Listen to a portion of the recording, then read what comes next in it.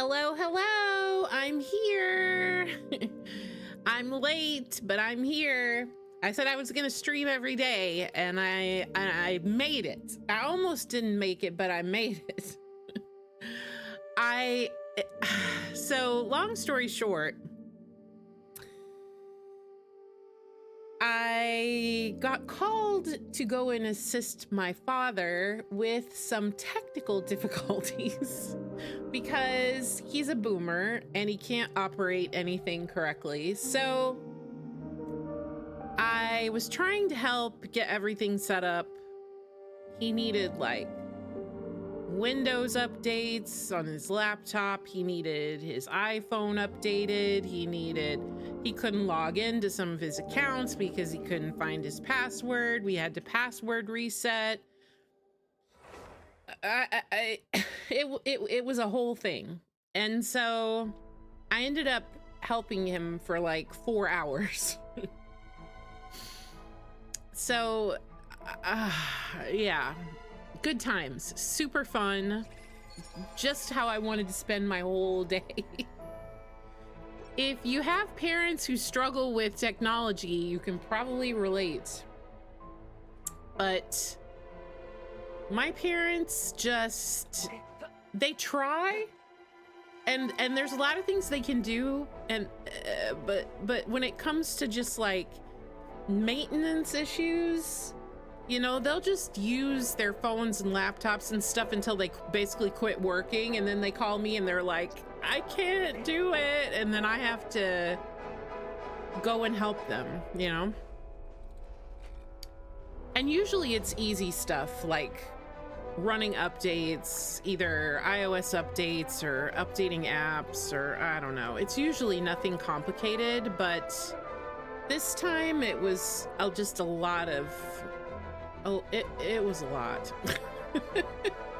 It was a lot of stuff I had to fix, and it took a long time. But I'm here. Is the music too loud? Let me know. So obviously I haven't logged into Genshin yet today, so I'm behind schedule. I gotta get my dailies done.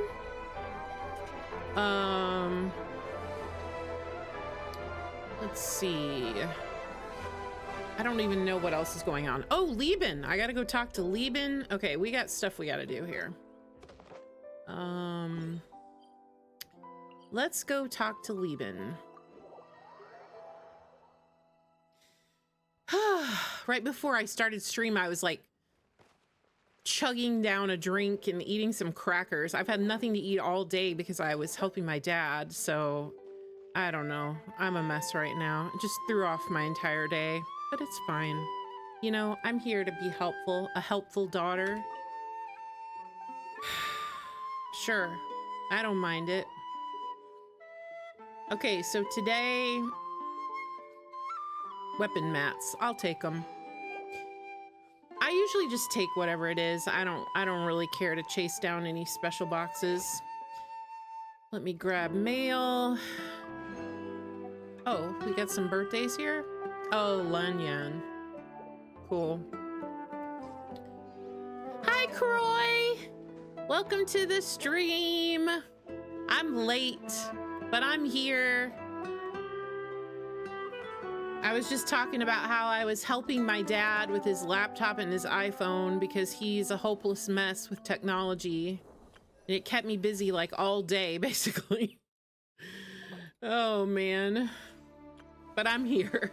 Yeah, if your parents or guardians or relatives, aunts and uncles, I don't know, if you have any older family members who struggle with just like simple things like how to run an iOS update, then you can probably relate.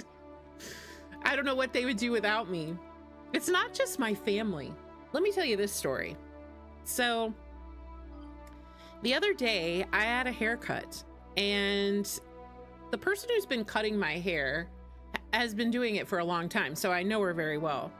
So she just mentions to me, she's like, oh, I'm just in such a mess. And I'm like, oh, what's the matter? And she's like, something's wrong with my phone. I can't get any emails. And I was like, well, I can look at it if you want me to. And she was like, oh, will you? Oh, I would really appreciate it. I'm like, yeah, sure. And it's not like she's old. She's probably like in her 40s, you know.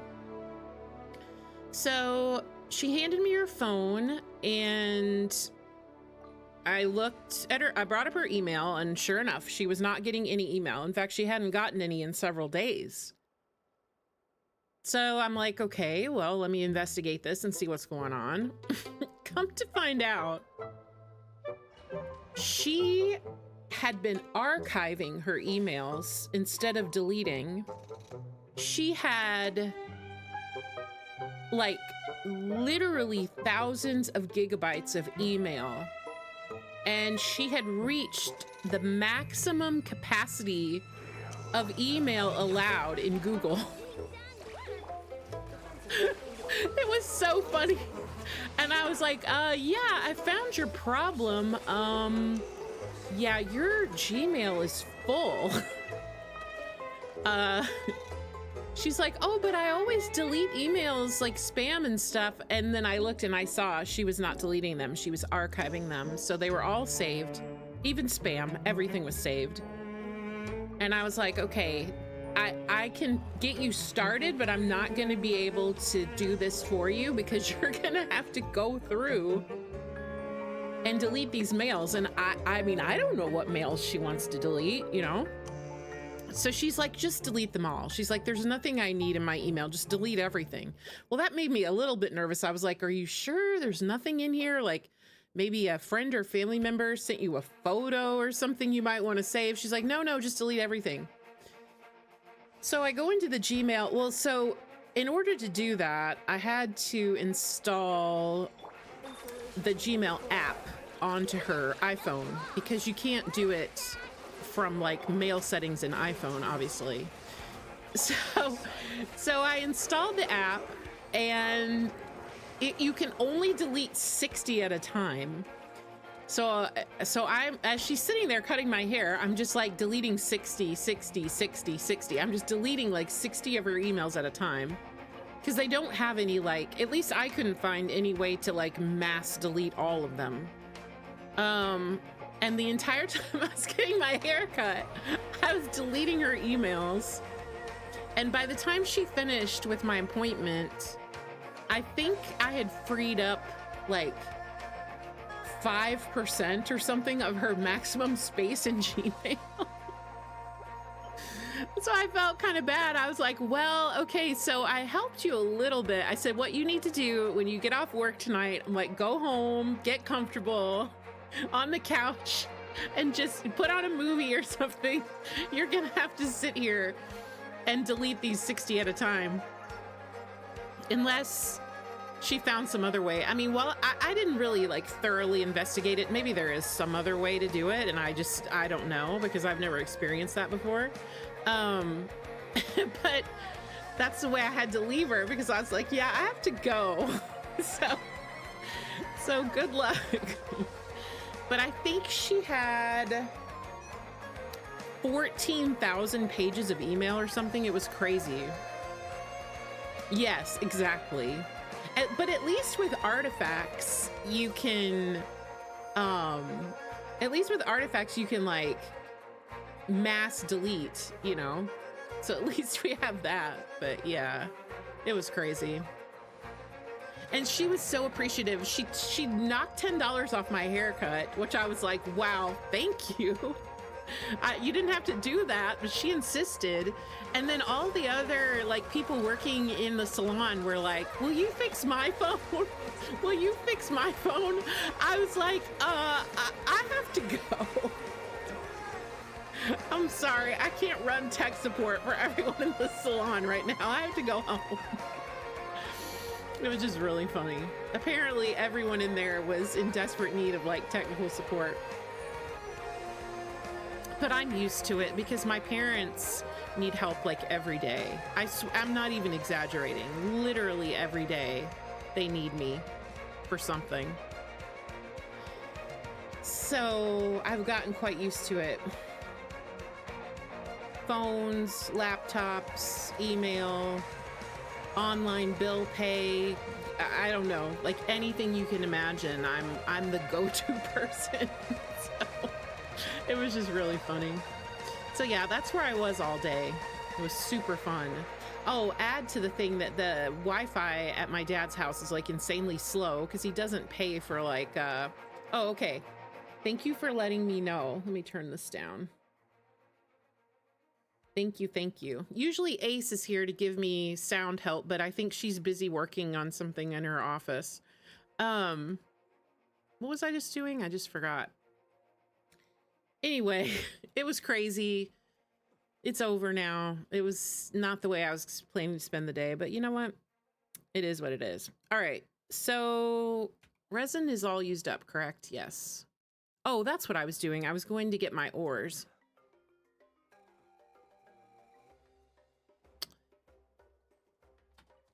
Ore time.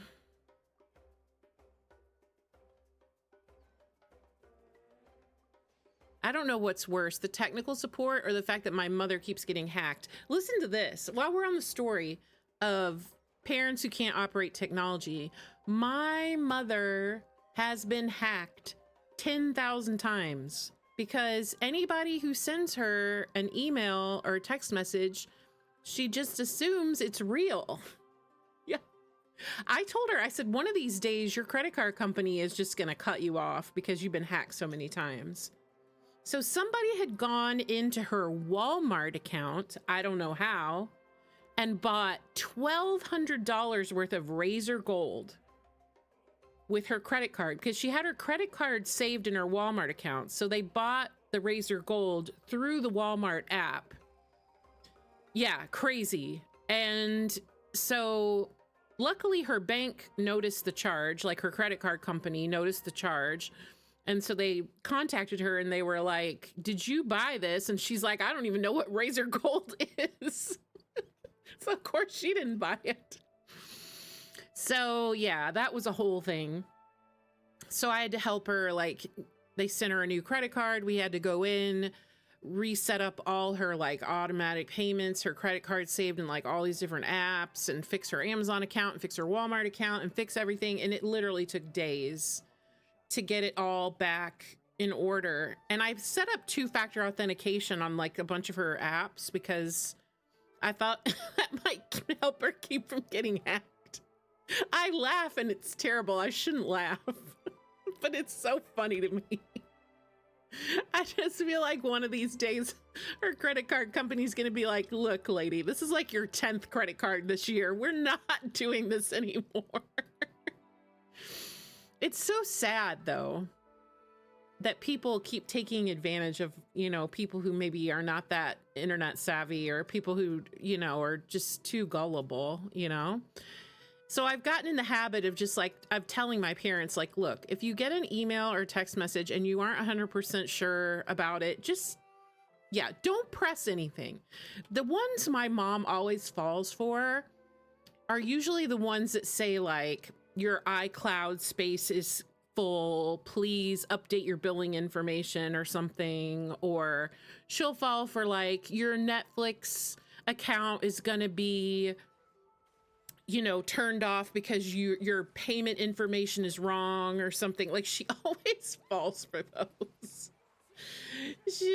And my mom, bless her heart, she's like, she lives in the South. So she has a really thick Southern accent. And so she'll call me and she'll be like, honey, I don't know what I did. She's like, I clicked something and the next thing you know, she's so funny. I'm just like, oh, mom, let me help you. Yeah, it's so sad. But you know, boomers, we have to help the boomers sometimes just for our own sake. The last thing I need is my parents like getting like losing their homes or something because they fall for some kind of scandal. So anyway, it's become like a part-time job for me, just trying to keep track of all of their, yes, they can't remember passwords. You know what I did for my mom? I went to her house and just dedicated an entire day of going through every app, every account, every online bill pay, everything, writing down all her user IDs, all her passwords, typing them up into a Word document and printing them out on paper. and laminating it. I even laminated it so that maybe she wouldn't lose it. But it doesn't really help. It helps for a little while until she doesn't remember to look at the paper that I made for her, resets her password because she thinks she doesn't know what it is, and then doesn't write that one down. Man, I can't even. If I get like that when I'm old, just put me down, you know, just take me out back. Oh my God, poor I know. Just take me out back and just put me out of my misery. I don't want to be a burden to anyone. But I feel like that's more, oh my God, I cannot kill this thing with this team.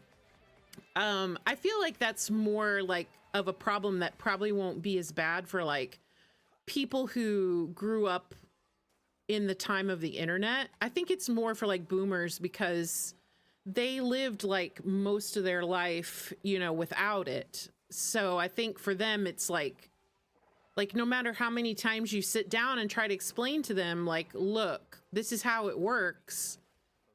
And I've done that. I've explained and explained and explained. It's like, no matter how many times you explain it, like they can't figure it out. They just don't have the ability to do it. So yeah, it's becoming worse and worse. As they get older, it's just getting worse to the point where I'm like, at what age can I just take away all their electronics? Just be like, look, mom and dad, we gotta have a talk. I will now be confiscating your phones and laptops for your own good.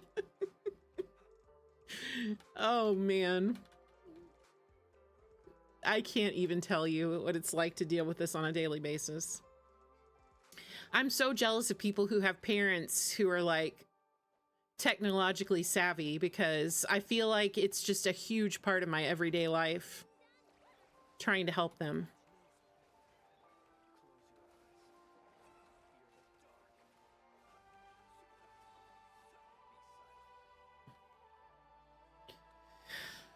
So yeah, that was my fun day today with my dad. My dad's also that type of person where if you try to help him fix his iPhone, like, he doesn't want you to touch it. He's like, well, I have to see what you're doing so I'll know how to do it. But it's like, I can't, like, I need you to let me have it. Just please let me touch your phone. I can explain it to you later. But he wants to like hold the phone while I tell him like what to click on or what to do. And it just makes everything a million times worse. It's so much torture. Yeah. I don't know why. It's like, he's afraid if I hold it and touch it that I'm gonna like do something that he's not gonna be able to replicate, I guess. I don't know. Yeah. It's just, if your parents are not boomers, you're lucky. If you have young, hip parents who understand technology, you have won at life. Because there's no hope for the boomers. They will not be able to learn. I've decided. And my dad was a teacher.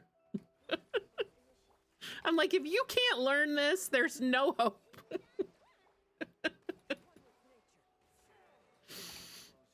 I'm like, is this the same person who used to sit and help me with my math when I was a kid? We've come full circle. I am now the parent and they are the children. Oh my God. The burden, I swear.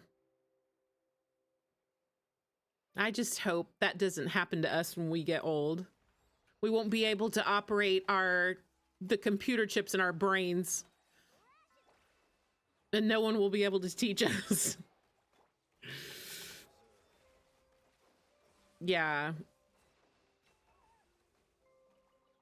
Yeah, the older they are, the worse it is for sure.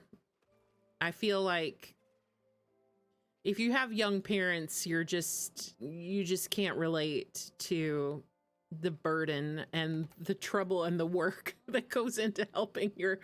And my parents still, I don't know if your parents are like this, my parents still want to pay bills through the mail. And it aggravates me so much. Like it just, I'm just like, listen, you are taking a piece of paper and putting it in an envelope with a stamp and just hoping that maybe one day it will get to the company and your bill will be paid. You're putting all your faith in the postal service, which barely operates. Like, please stop. Please pay your bills online. I'm begging you. But my parents always be like, I'm not paying my bills online. I don't want to put my checking account on the internet. And I'm just like, okay, I give up. Whatever. Just keep writing checks. I can't. Oh, wrong button. I can't help you.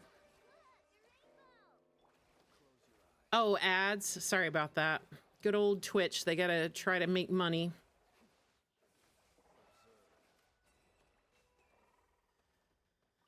Oh, man. Where is Ace? Did she go to bed? I was just talking to her a minute ago and then she disappeared. I probably won't. I don't know if I'm going to work on her account today because I got such a late start. Oh, yeah, maybe. She was working on her desk. She's been doing some organization. Oh, there she is. Hi, Ace. I was wondering if you were going to type anything. How's your project coming along? You're cleaning.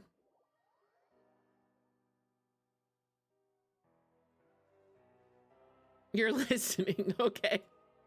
Well, hopefully the stories about my parents are entertaining you.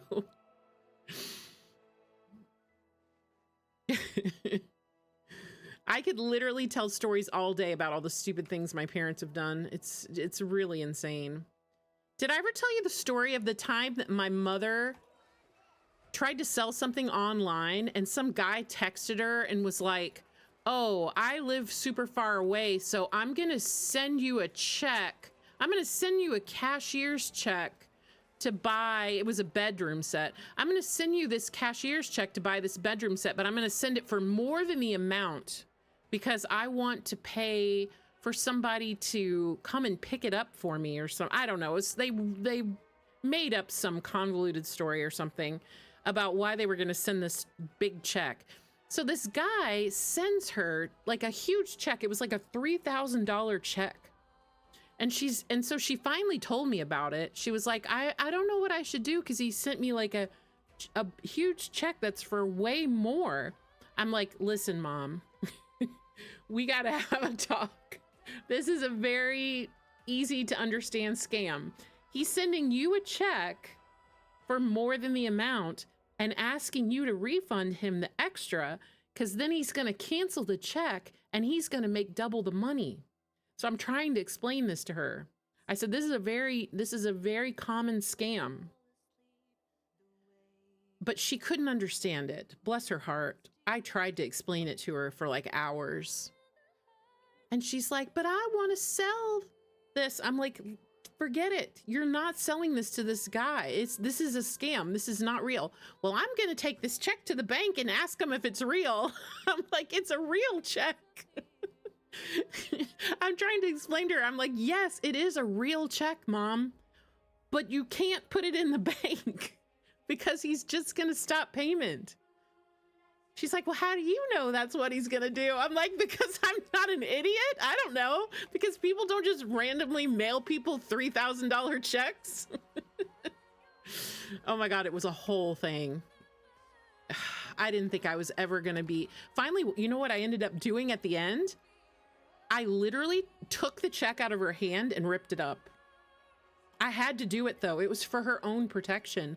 I was like, Mom, you cannot take this check to the bank. Like, please. And she wouldn't believe me. So I just ripped it up. So then about a month went by and she's like, I never did hear back from that guy. I'm like, yeah, I wonder why. You never heard back from him, Mom, because it probably wasn't even a human. It was probably some bot scam thing, or who even knows if a human being even had anything to do with it, you know? Yeah, bad people. Just people on the internet trying to take advantage of older people who don't understand. Like, my mom can't comprehend that somebody could text her or call her that wasn't like a real genuine person. Like, she just can't, her brain can't comprehend that, no matter how many times I try to explain it to her. I've even gone so far as to take her phone and like install block, like, and like block unknown callers and stuff in her settings. I'm to try to protect her, you know, because she's so gullible. I'm like, one of these days you're gonna literally lose your house because you have to stop believing people. No one is gonna give you free money. No one is gonna send you a check for $3,000. Anyway, these are the things that I have to deal with on a daily basis. It's absolutely unbelievable. Thank goodness I, know my way around pretty well, myself, because if it wasn't for me, they wouldn't have anybody to help them. So these are the burdens you have to bear when your parents are boomers.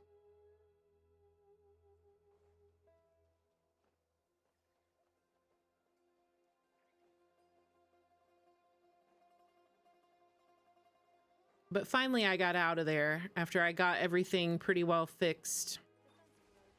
But it'll only be like a day or two, and then he'll be like, I don't know what you did to my laptop, but ever since you installed those updates, I can't figure out how to shut it down.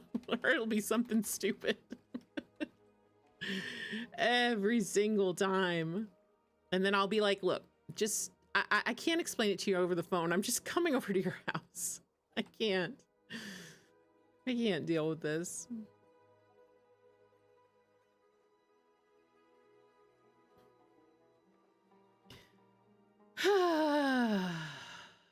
Good times.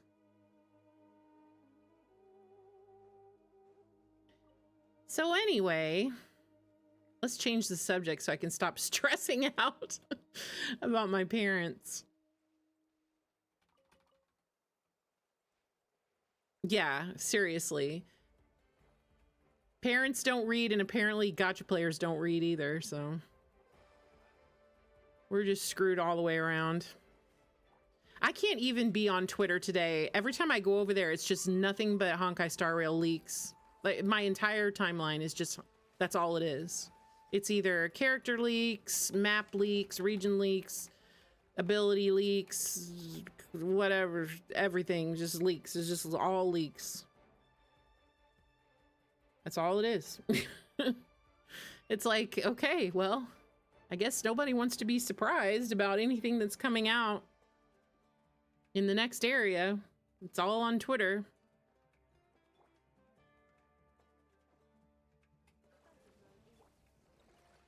Poor Honkai Star Rail, they are in a mess trying to fix all those new requirements for like removing all the, whatever they're trying to remove, all the Japanese themes or whatever. That must be just an, I can't even imagine what kind of a nightmare that is. I feel sorry for those people. That must be literal torture.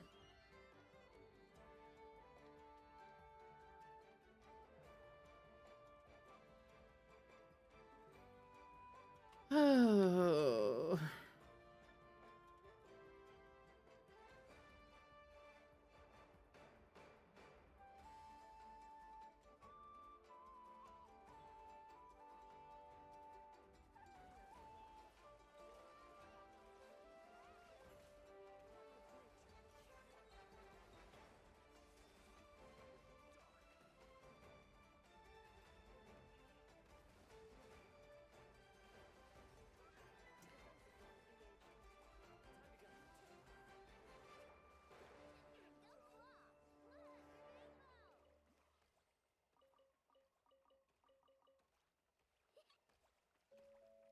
How much time, speaking of Genshin players, how much time do we have? We have a little less than 7 days, so not much time left till we get the next Genshin update. Thank goodness. I am ready for it.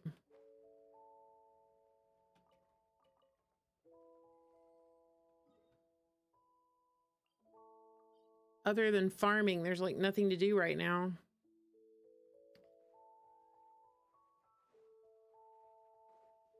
But I guess that's good.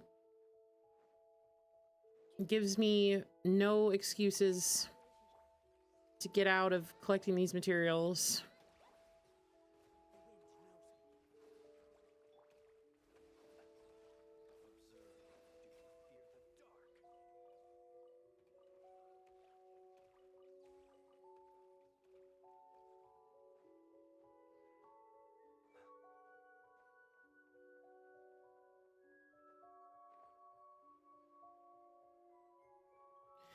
Oh yeah, I did some of Columbina's boss materials yesterday. Oh, I didn't mean to click that.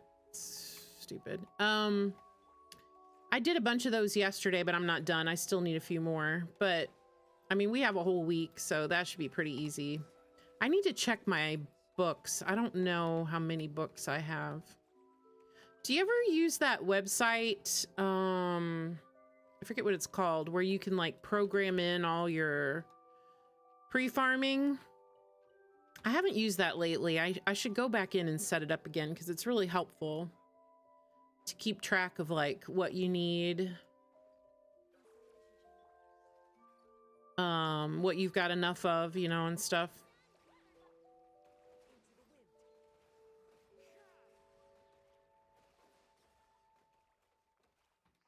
The one I use, let me see if I can find it, is called...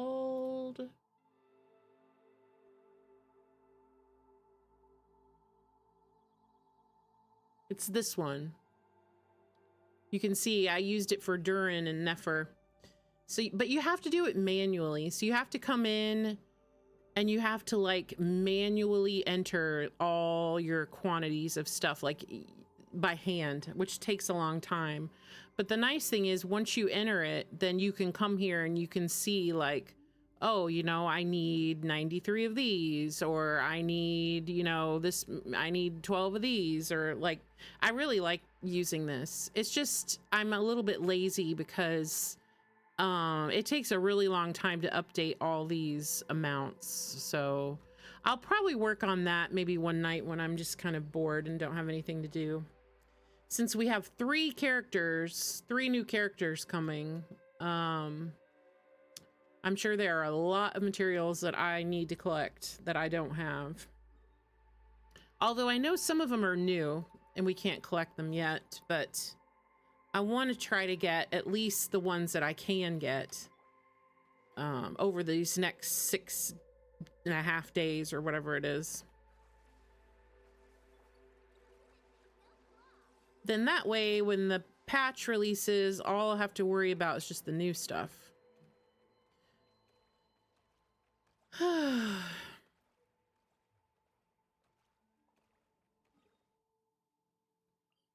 Farming.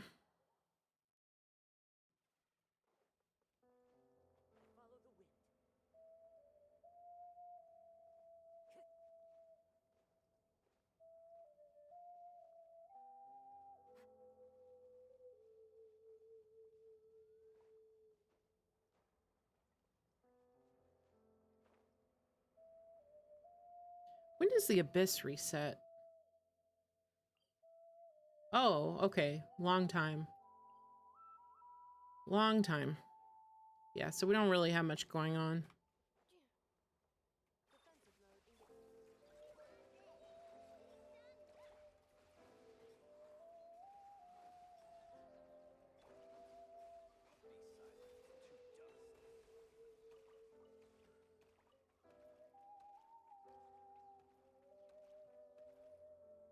Let's see.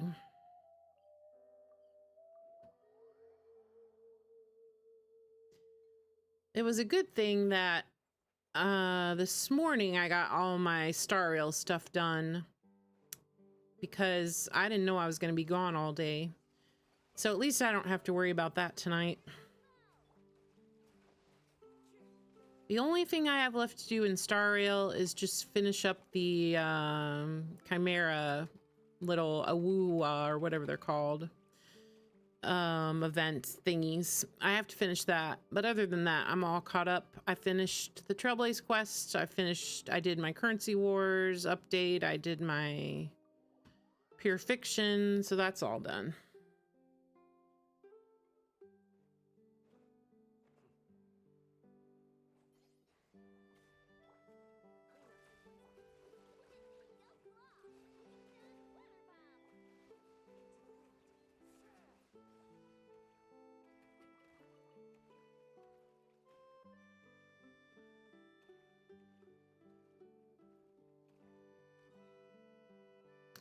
Okay, let's see here. So that was, did I do 2 or 3?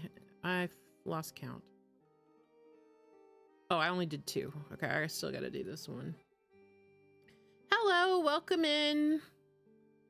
We're just grinding some Genshin materials. Doing some pre-farming for the new characters coming out next patch, Columbina. So I'm planning to pull Columbina, Zebai, and Ilya. I'm planning to pull everyone. I don't know how many constellations yet. I'll probably wait and decide later, but I'm definitely pulling all 3. Columbina, I think, is pretty much a must pull at this point for pretty much about anybody. Unless you're just the type of person who doesn't care about any, yeah, I'm definitely gonna pull Ilua. I think for me, I've always been a Geo enjoyer.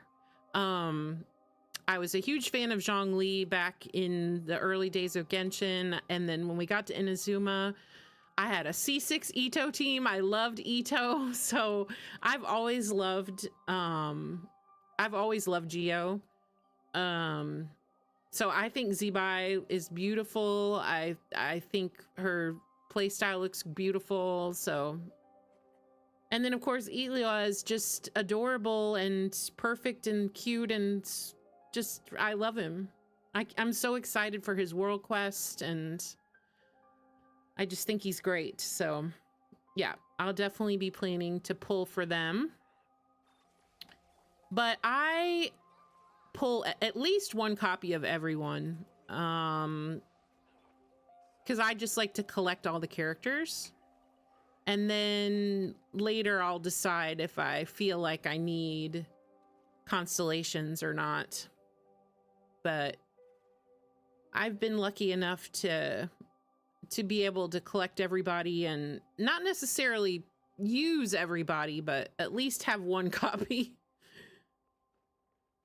I'm a completionist when it comes to Genshin. I like to have every character, every weapon. I'll show you what took me the longest. The thing that took me the longest was collecting, well, 2 things. All the recipes, this took a lot of time because you have to do like every character and their specialty and all the like event foods and everything. So this took a long time.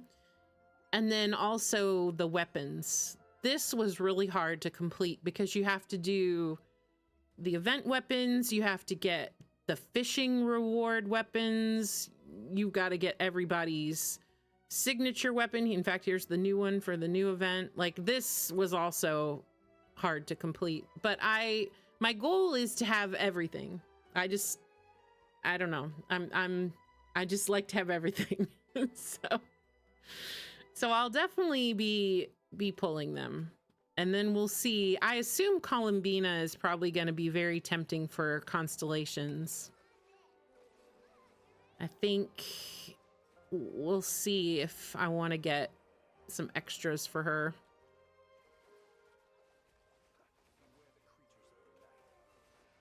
But I think Geo is really fun. Yeah, I agree. It's really fun to play, and it's something that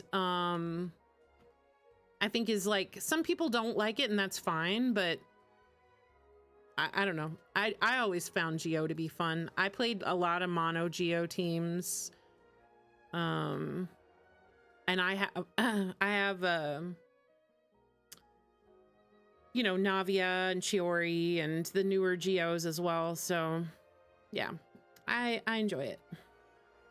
I'm very excited Geo is getting a new reaction. It's long overdue. Lunar Crystallize will be fun. And hopefully we'll get more Geo reactions maybe in the future as well. That would be great.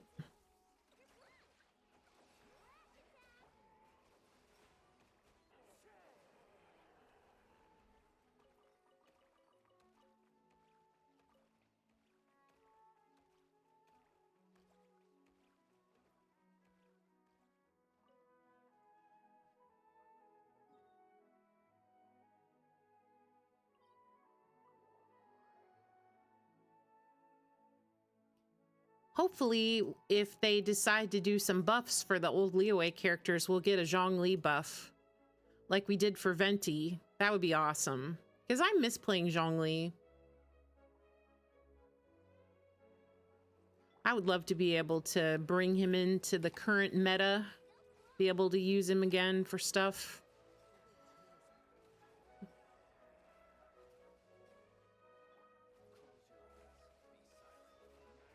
My Zhongli was always, I didn't play like shield bot. I always played like a hybrid Zhongli build. Yeah, I mean, I still use him for like Imaginarium Theater and stuff because I have damage built on him, so his burst is pretty strong.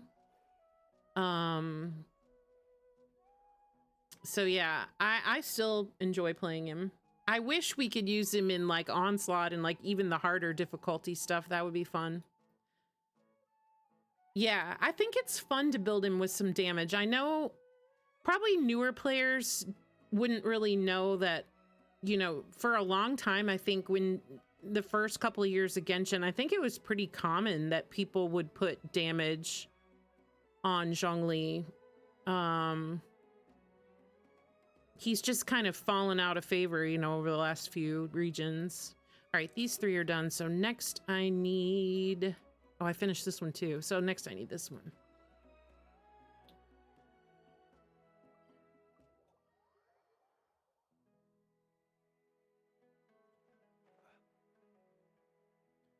But as it is with Genshin, you can make pretty much anyone viable if you build them the right way. The only time you're really going to be stuck with certain builds, certain team comps is in Onslaught. Onslaught's pretty unforgiving. Like, you'll usually only have a couple of options of, you know, teams that will work with those bosses because they're so specific. Yeah, I was really surprised that Hoyo didn't keep giving us more of the chronicled banners. Like, when that first came out, I thought, oh, they'll probably just throw this in like every patch. But it seems like they're not planning to make it that widely available. Maybe because they knew that they were going to buff. So maybe that's why they didn't. I don't know. Because with the buffs, they probably feel like the older units are more suitable for like rerun banners as opposed to the chronicled banners, depending on what kind of buffs they're going to give them. Yes, I love Lantern Rite. I'm very excited. It's always a fun time. I love the fact that we get to revisit all our old faves and Liyue and see Zhongli again. And especially, I play the game in English, so last year's Lantern Rite was extremely sad because no one had a voice.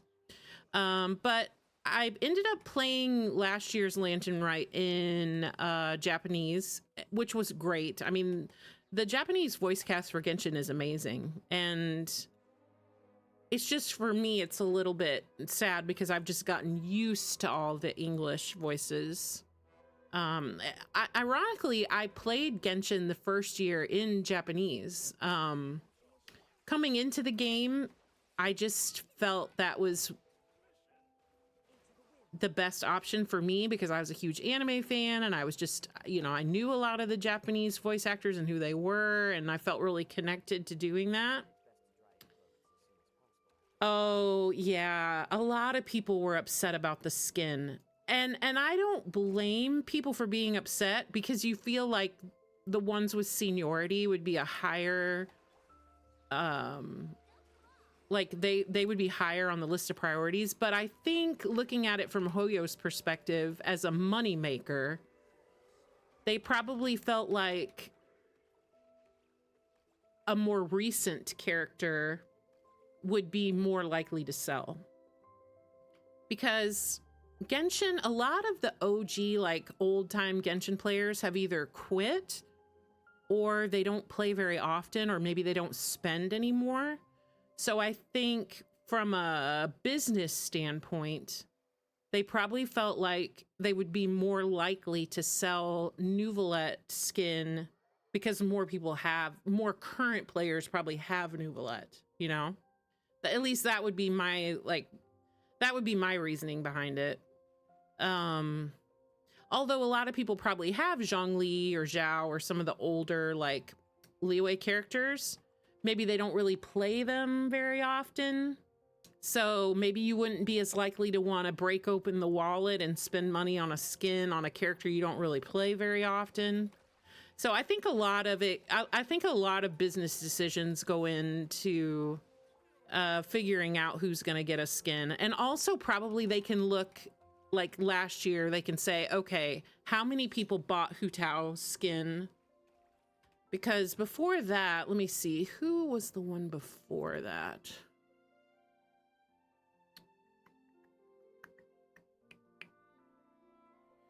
So we had Hu Tao. Oh, it was Ganyu. Yeah, so they can probably look at these. Oh, Shengling's skin was free. This was the free one, right? Correct me if I'm wrong. I might have a bad memory. But I think last year you got Shengling's for free, and then Hu Tao's was the paid. Yeah. So they probably looked at her sales and looked at like the percentage of players who purchased this.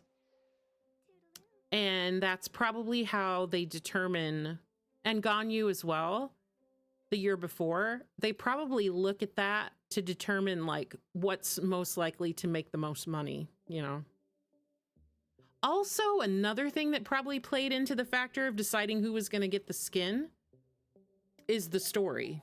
Because if you remember last year, the main Lantern Rite story was very much based around Hu Tao. It was basically a Hu Tao story. So it made sense, you know, that her skin was the one that was for sale. So, fingers crossed, this Nouvelette skin means that Nouvelette is very, very involved in the Lantern Rite story, which I would love. Because I don't know if you guys remember last year, we were in Chenyu Vale during Lantern Rite when it was very obvious that Zhongli was avoiding Nouvelette. Yes, and we desperately need that interaction. I am living for that interaction. I need to see Nouvelette and Zhongli face to face. I need it. I can't wait to hear what they're going to say to each other. So if that's the reason why they picked him for the skin, then that makes sense. Now, of course, we don't know if this is true, but it's just a gut, you know, instinct is telling me that in the past, you know, usually the skin means they're going to take some kind of prevalence in the story. So I will be thrilled. I cannot wait. I feel like Nouvelette is very likely going to discuss the Archon War at least somewhat with Zhongli. I just feel like that would be like almost an inevitable conversation between the two of them. But I don't know. I mean, it's hard to know, I guess, what they would say. Because I also don't know if Nouvelette would want to show all his cards in a situation where if he's face to face with Zhongli, would he really want to lay it all out on the table, or would he want to kind of play it cool and and kind of see, like, I feel like they're both very savvy. You know, Zhongli always sticks to like his contracts, and, you know, he's never going to break his NDAs or whatever with the heavenly principles. Yeah, and Zhongli, of course, knows everything. And he keeps that very tight-lipped. He doesn't tell us. I mean, if he's not going to tell the Traveler, there's no way he's going to tell Neuvillette, right? But the interesting part is going to be, what does Neuvillette already know? Because we're not really 100% sure exactly what knowledge he has of the past. Like, as far as like either memories that he has or inherited memories that he has gotten through some other way. I mean, really anything could happen. It kind of reminds me of the conversation between Apep and Nahida when we're in the desert. It's like, you know, we never really know how deep they're going to get into the past or into the lore or into the history of like what happened. I don't think Zhongli has ever forgotten anything. I know that in Zhongli's second story quest, he made that comment to Ajdaha about how he like felt he was eroding or whatever with time. But I believe even if he does feel that he is losing some of his knowledge, if he has, I don't think he's lost much. I think he still knows a majority of everything that happened. I would be very shocked because I just feel like he's got receipts. Zhongli's got the receipts on everybody, you know? So I can't wait. I feel like Hoyo will tease us. I don't think they're going to lay it out all. They're not going to lay it all out on the table, but I think their conversation will be very revealing. Yeah, I have mixed feelings about Zhongli. I was talking about this on stream yesterday because part of me feels like Zhongli is from the time of dragons. I mean, we already know he's at least 6,000 years old, maybe older. I mean, do we really believe, you know, that that's even true? He could be, I think he could even be older than 6,000, to be honest. And after everything we saw in Natland with like,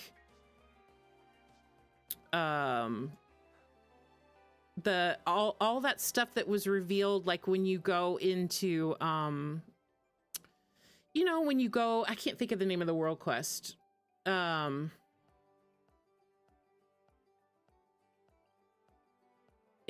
what's this Tolan, is that it? What's the name of this place again? I can't even remember. Anyway, when you go to this place that I can't remember the name of, is it Tolan? Is that what it was called? Anyway, you remember how we found all those like old records and stuff? Oh, zoom out.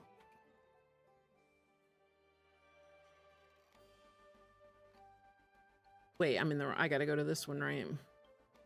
Well, they just say Ancient Sacred Mountain, but I think it was called wasn't it called the Lost City of Tolan or Tallinn or something like that?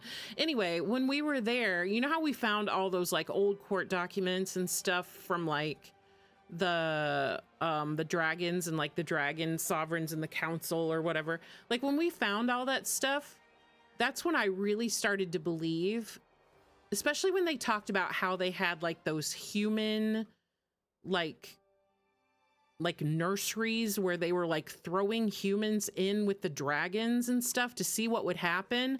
And I remember there was one particular document that said something about how they put a human like into, and they were like, oh, well, he's just going to die or whatever. Was that Shiquatl or was that, I don't remember who that was.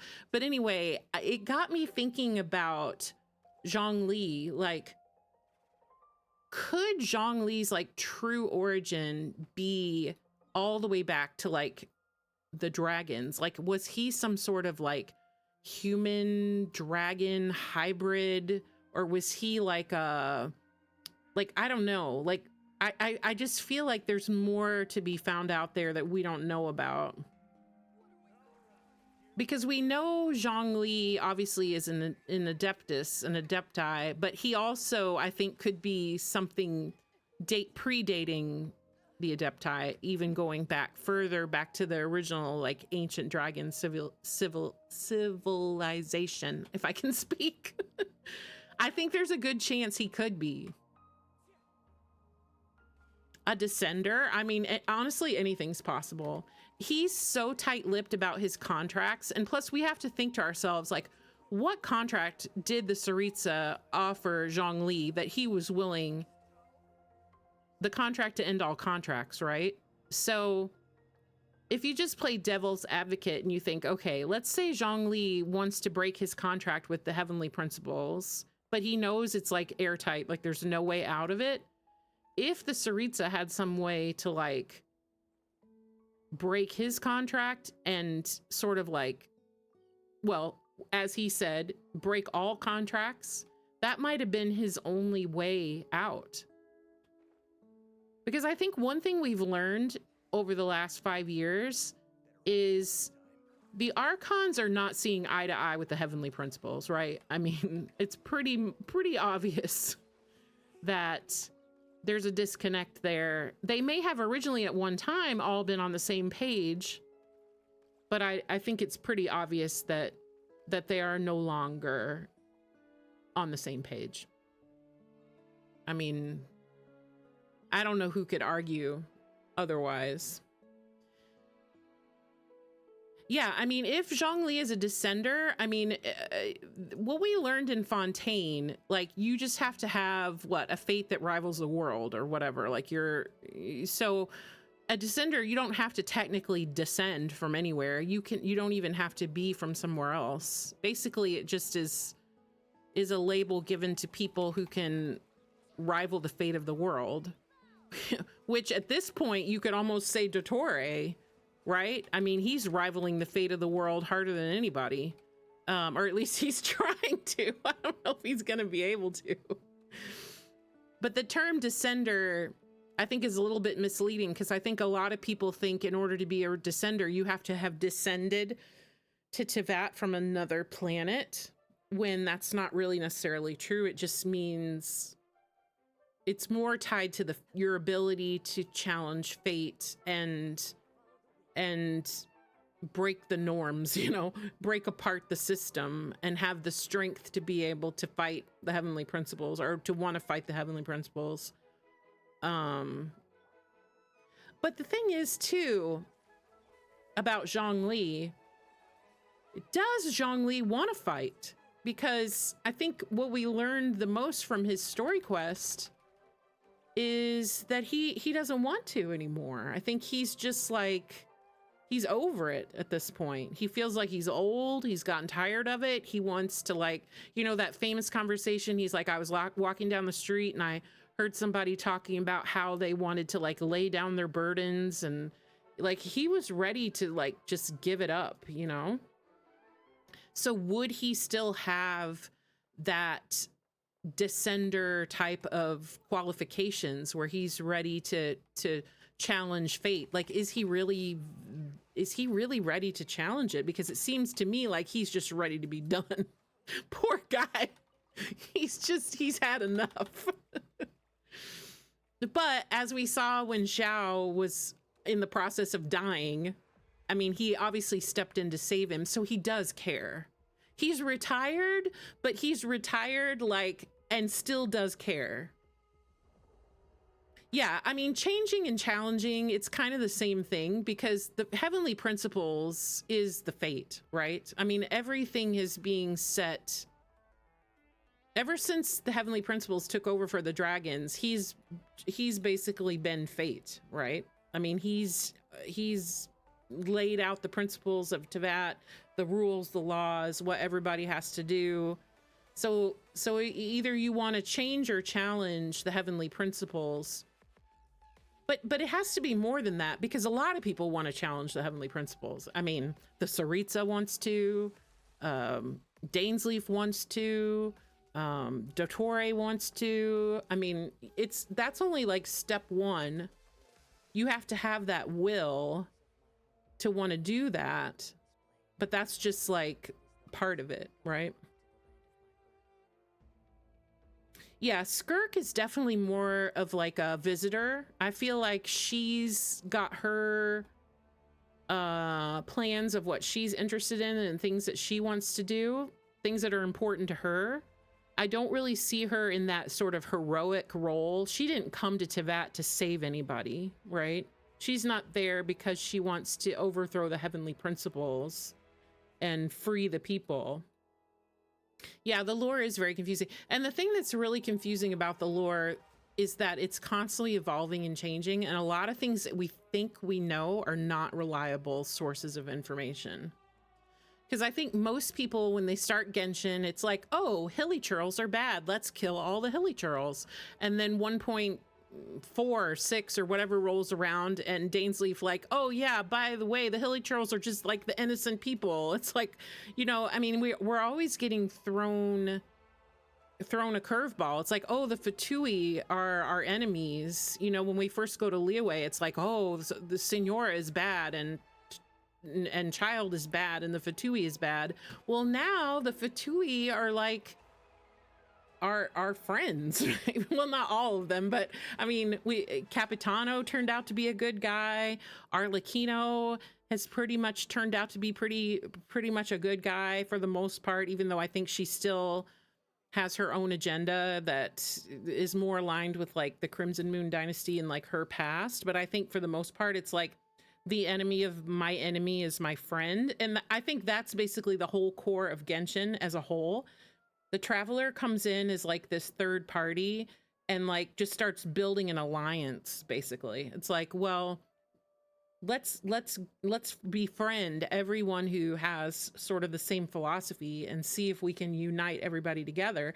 And if you look at like the last few Archon quests we've had, you know, we've got Varka kind of running the show as like commander-in-chief. We've got, you know, Nefer there bringing in her stuff. You've got Frostmoon Scions. You've got Flynn's. You've got the Knights of Favonius. You've got the Fatui. You've got Dainsleif. We even brought Dainsleif to the table. It's crazy, you know? But I think by the end, I mean, I think it's pretty obvious to see the Traveler's just going to come bringing in all these factions, because at the end of the day, everybody loves a Traveler, right? The Traveler's like the glue that holds everybody together. And the real interesting thing is going to be if the Traveler wins over the Tsaritsa. If the Traveler can win over the Tsaritsa and they get on the same page, along with Piero, because I think Piero is going to be incredibly important as well. If we just keep bringing everyone in, it's finally going to get to the point where we're going to have the numbers and the power and the strength of literally everyone all on the same side. Well, the twin, I think there's still hope that our twin can like become sort of uncorrupted by the abyss, because I think what they kind of laid that out is like, our twin obviously is pissed about what happened to Conria and has taken it on as like a personal vendetta, right? But the abyss kind of like preyed on that anger. It's sort of like a old trope of like Star Wars or whatever. It's like, if you can take a good guy and you can fill them with enough anger and vengeance that you can kind of win them over to the dark side, right? I think our twin will see the light. I think they will see that the abyss is not the answer. And I think our twin can be brought back into like out of the abyss and back into the light, for lack of a better term. And then what's going to be the next step? Well, the next step after that is the Shades. And I feel like they've already laid the groundwork that the Shades are faltering. I think Istaroth looks like she's almost completely on our side at this point. I think Nibirius has very little control over Rhine-Daughter. I think she's pretty much going to be on our side. So that just leaves Renova. And it's like, if we have everyone, if we have 2 Shades, all the Fatui, the Tsaritsa, literally the whole of Teyvat, even if we somehow swing to Torre back around to being reasonably sane, like we build like this basically like undefeatable army, then who's going to be left? Just the Heavenly Principles and Renova, and that's all? Like, I don't know. I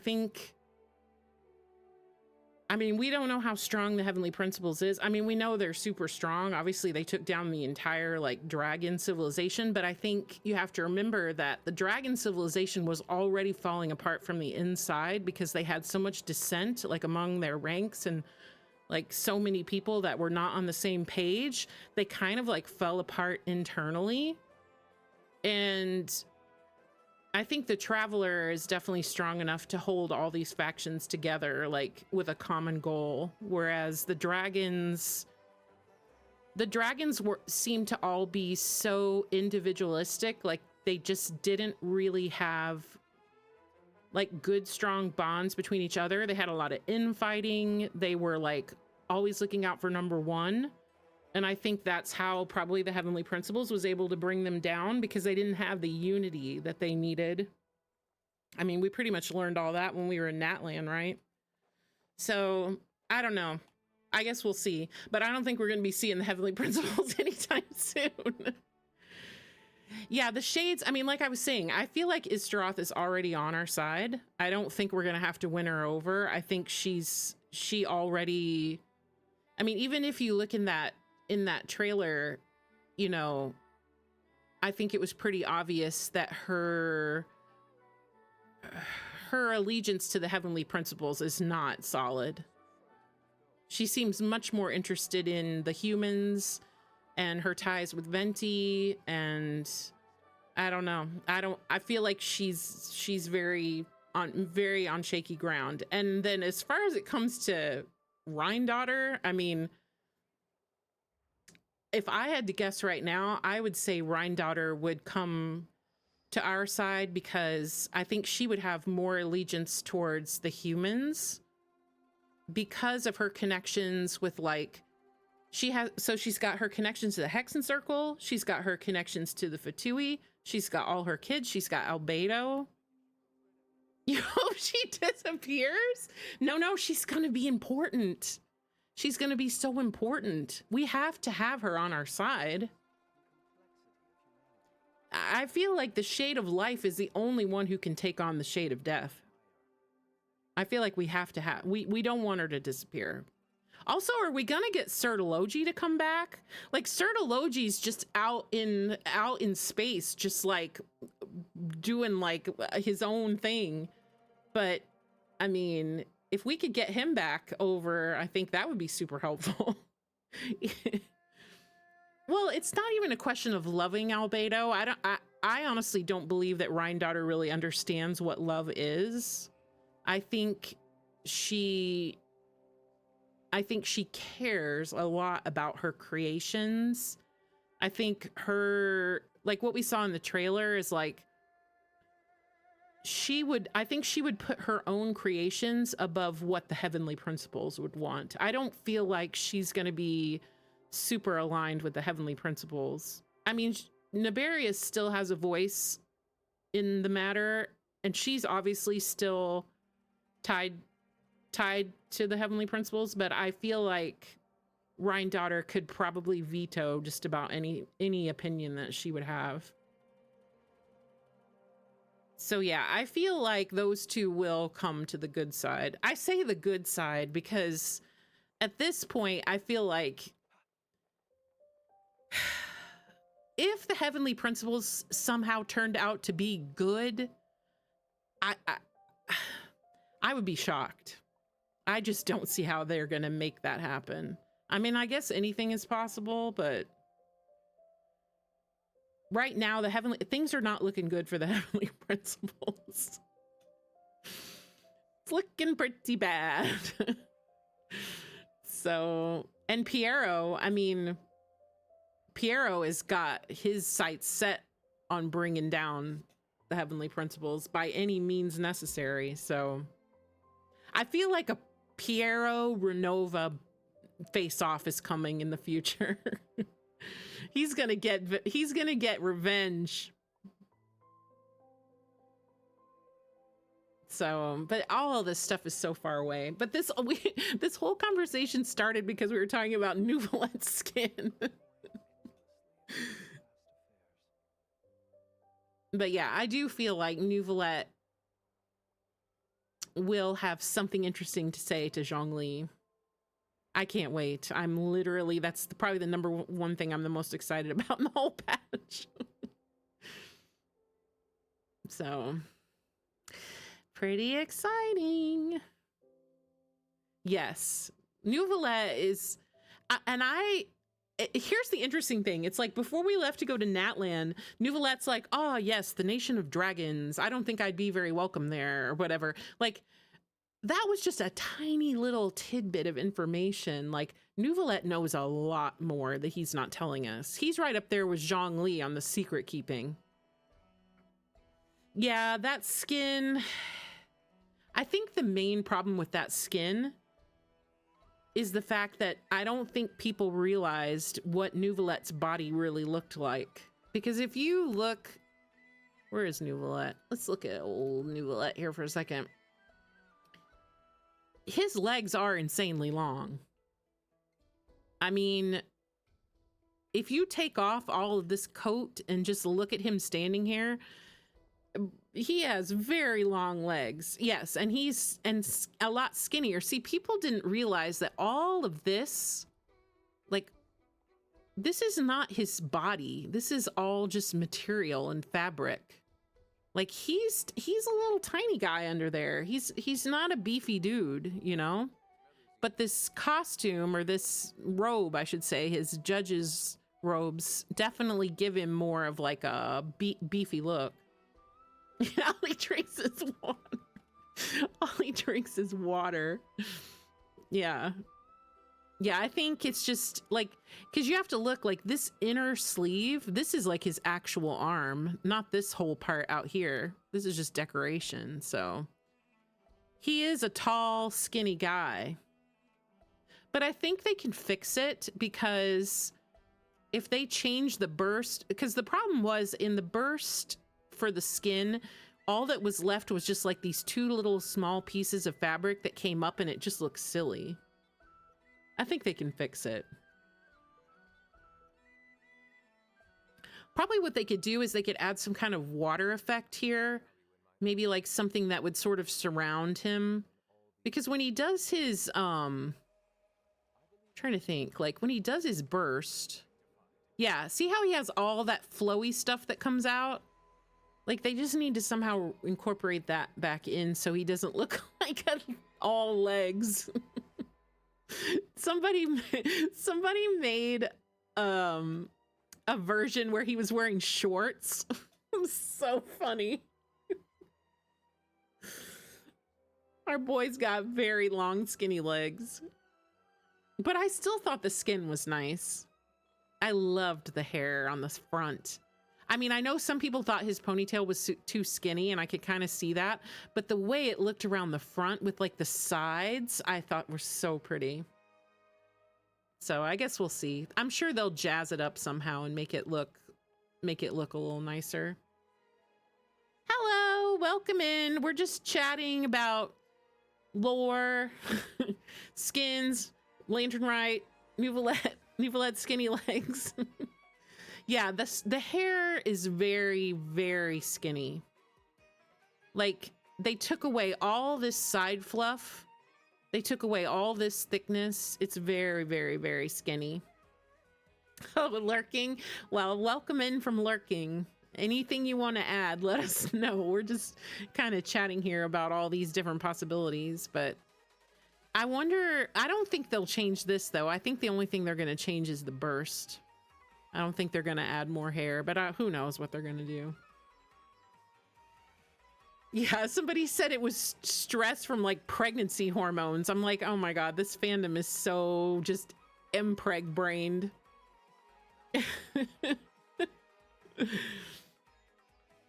I wonder if they would ever consider just letting it go. Probably not. They don't really let a lot of characters have their hair down. Pretty much everyone either has a ponytail or something tied back, or yeah, we don't really have a lot of well, none of these, but I guess if you put it down, and but even her, she's got her sides back, so like they don't want hair like over the arms, because when you climb and stuff, it like clips through the shoulders. Yeah, I kind of felt that about Yelan as well. Like I thought Yelan's new outfit was nice, mainly because they fixed her hair, but the clothes really didn't look that much different than her normal clothes. I mean, to me, other than the fact that you can see her legs, it wasn't a huge change, but for her, the main improvement was obviously the hair. The hair was like chopped. I mean, literally, this looks like somebody chopped it. Oh, we were talking about Nouvelette losing his hair. I saw on Twitter, somebody said that he lost his hair from pregnancy hormones. Poor Nouvelette. Everybody's always impregnating Nouvelette. But he is a good dad. He's a good dad to all the Melazines. But I don't think we're going to be seeing any impreg in Genshin. Yeah, yeah, that's true. I mean, none of the outfits really are like super different. I mean, some of them, like obviously this one is quite different because it's from like from the play or whatever that they did in the summer event. But it's still the same colors. Official, I guess, hers is pretty different. But I mean, actually, you know, even though it's different, it is pretty much the same, isn't it? I mean, this shape and cut is still the same. So yeah, they don't really change them too much. I always thought Shenhe's was so pretty. Plus, I didn't really like her in pants because I felt like her legs looked weird, so I like this a lot better. I think it looks prettier. Yes, Sing Show. Maybe when Sing Show's brother finally comes out, he'll get a new haircut.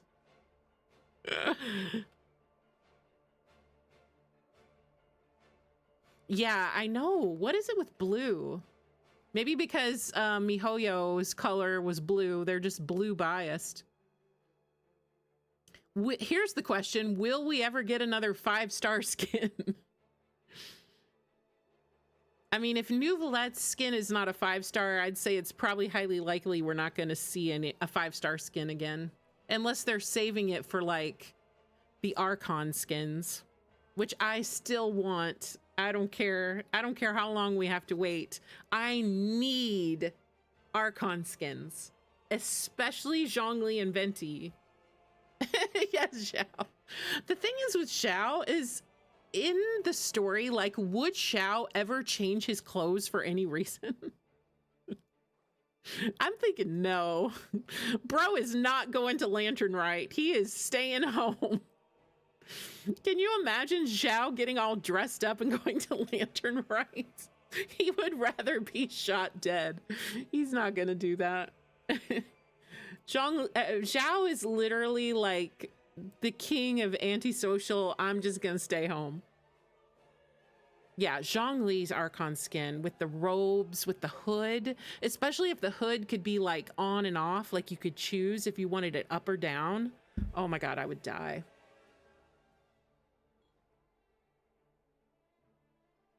Yeah, what was that guy's name? Shoot. I can't think of his name. But Menogius, yeah. Yeah, I honestly can't really picture Zhao with a new outfit. The only thing I could see that maybe, remember, do you guys remember the old original Xiao outfit that was like red? That was pretty peak. If they brought that back, I would probably definitely buy it. Xiao summer skin. Can you imagine Xiao on the summer island? Just like lounging back, having a cocktail. It's never gonna happen. Oh, I know. Well, here's the thing. If it's true that we're gonna get adeptal buffs like we did with the Hexerai buffs, we could definitely see some changing skins for the old Liyue characters. I think that is very, very possible. It would at least make sense lore-wise. But I don't know if even, like, it's hard for me to imagine, like, even in the lore, like, if there was a situation where the Adepti took on some sort of buff, let's say, hypothetically,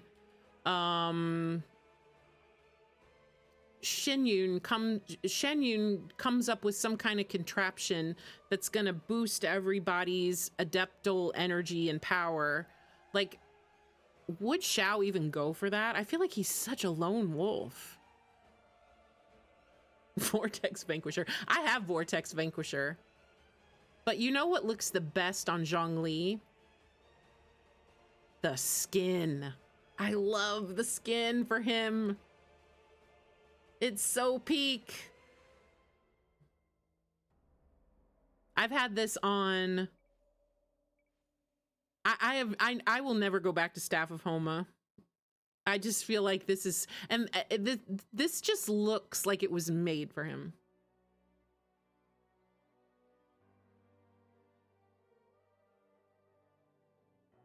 At this point, I don't know if those old weapons, those old black and gold weapons, because not just Vanquisher, but all of these, like this Unforged, like what else came out in this set? Oh, this one, Summit Shaper. These are all pretty bad.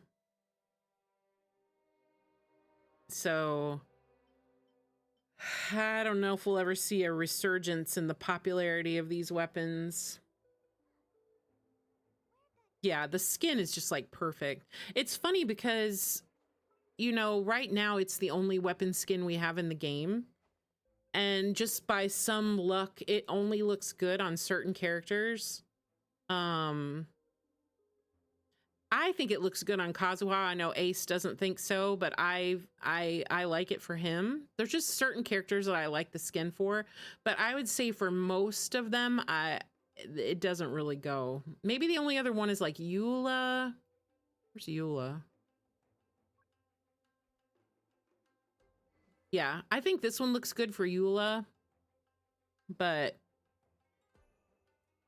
yeah, I know. I've never used the only reason why I have those Vortex Vanquishers is because I lost my 50/50 when it was on a banner with something else. Because if you remember, we used to have to pull a lot more on the weapon banners in order to get the one we wanted before we had like the one fate point. So I just ended up getting these, like, I did not pull for this weapon. Same thing with Wolf's Gravestone. This is how I ended up with so many of these, is because I was getting Staff of Homa. Yeah, but that's back in the old days. We don't speak of those days. We don't talk about Staff of Homeless. Well, okay, so the thing with me with Stygian, I'm very lucky that I have the characters that are needed, because Stygian only works if you have the teams that go for those bosses, unfortunately. Like, you can have the best Nouvelette in the world, and he's not going to be able to take down, you know, the Hydrotolpa or something. You know what I'm saying? So I'm just lucky that I can do Stygian because I have the characters. So yeah, it's a whale skin for sure. It's unfortunately never gonna be easy to get. Yeah, it's pretty difficult. I mean, it's difficult if you don't have the characters you need, because those bosses in Stygian are like very specific. There's only usually like a couple of different possibilities of what you can do, you know, to beat them. So yeah, it is very hard. But luckily you can still get the rewards on the lower levels. Not the skins, but the other like primos and stuff. So I hope this means that we'll maybe get more weapon skins in the future now that we have the ability, you know, to have them. Oh, I haven't gone to my teapot yet, have I? I need to go to my teapot.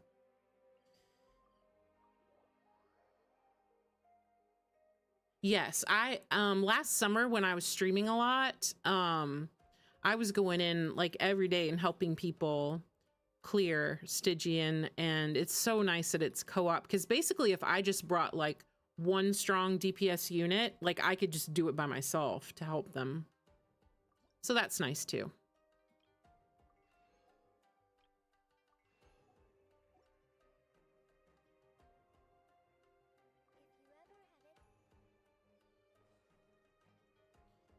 Really, the Abyss is probably the only endgame mode that we have right now in Genshin that's, I would say, friendly to everyone. Like, I feel like pretty much anybody can do the Abyss, unless you're like a brand new Genshin player, obviously. But the Abyss has a lot more like possible teams and stuff that you can use.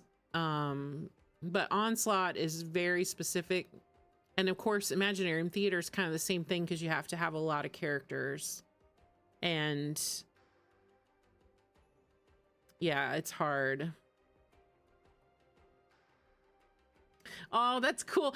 Speaking of back in the day, I don't know how long you've been playing Genshin, but I got carried through that event with the Hypostasis Symphony or whatever. I remember that was one of the first like difficult events we had, and I almost quit the game. I was like crying. I couldn't figure out how to do it. I was so bad. And someone came in, I don't even remember who it was. Somebody helped me. Yeah, so I'm paying it forward, yeah. Yeah, max stars can be really tough on floor 12. Yeah, even with 2 years. I mean, to me, 2 years is still a new player.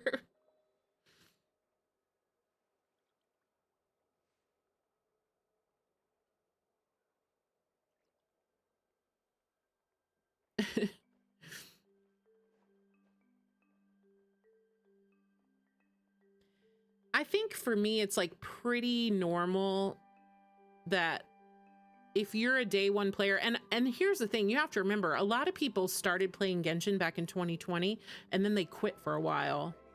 So even if they have an account that's like 5 years old, it doesn't necessarily mean they've been playing for 5 years, you know?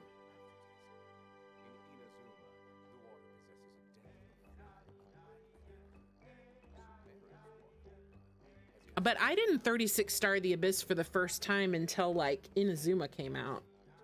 It took me a long time. Even then, I don't think I 36 starred. I don't know. Yeah, same with Lunar. It's like you just, it's only a question of like how many characters do you have? That's really the only thing that matters. I mean, they need to be well built unless you're going to use trials, but I mean, you can only use so many trials, so.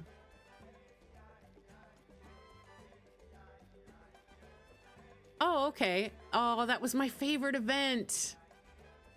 I loved that. What was that domain called? The one with Shiki Taisho? I loved that. It was so fun.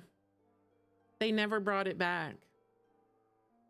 I keep thinking somebody will build it in Miliastra. They probably have. Yes, he's adorable. Shiki Taisho. Oh yeah. You know what's so funny about water exploration is so many people hate it and so many people love it. It's very divisive. I don't know why. A lot of people really don't like it. I always thought it was super fun.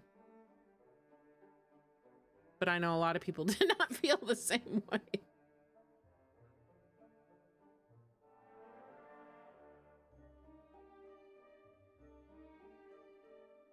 Yeah, motion sickness. And it is a little bit like, I guess it is a little cumbersome. Yeah. I mean, I don't mind it if I'm just going into the water to like achieve a goal, like if it's for a commission or something, but I don't like spending like loads of time in the water. It gets kind of old after a while just because it's like gotta find the right kind of enemy and that matches what you need for the damage and all of that. Although I have to say I did enjoy the world quest where we went to all those different domains to like unleash the like waterways or whatever. I thought that was pretty fun.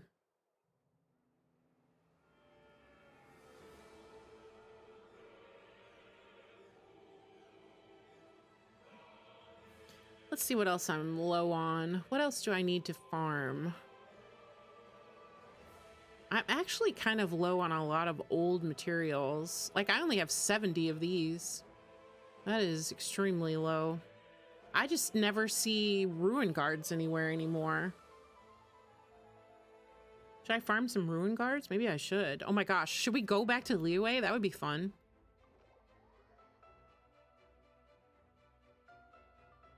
Oh yes, I love Remoria. I honestly feel like all the subregions are the best regions. Like I was a huge fan of Enkanomiya. I loved the Chasm. Oh, I probably don't have any. Let me see. No, I don't have any fragiles. I use them as soon as I get them. I'm constantly farming artifacts, trying to improve my builds. So as soon as I get a fragile, I immediately use it. Oh my god, I would kill. I would finally have a good set for Varessa. Give me those. I need them. Is this guy gonna wake up? Come on, guy. Oh, good night, Ace. Thanks for coming to the stream and hanging out. Sorry I was late today, but things should be back to normal tomorrow. Have a good sleep. Have a good day at work tomorrow. I know. Everyone's in shock about trying to imagine what life would be like if you had 415 fragiles. Oh my goodness. I cannot imagine.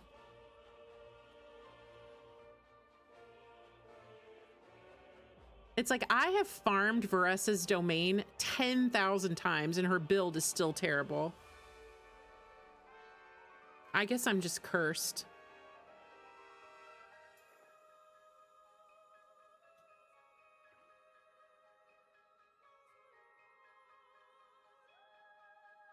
Oh my gosh, 20?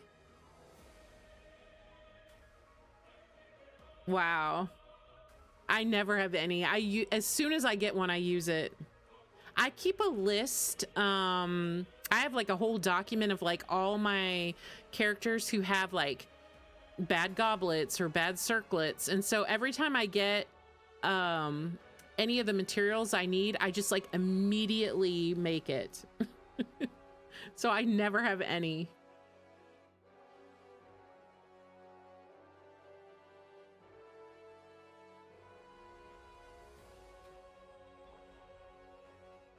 Yeah,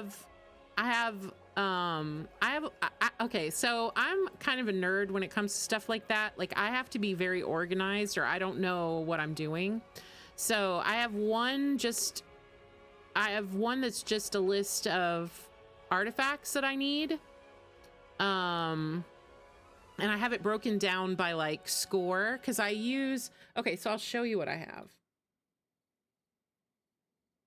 Let me see here.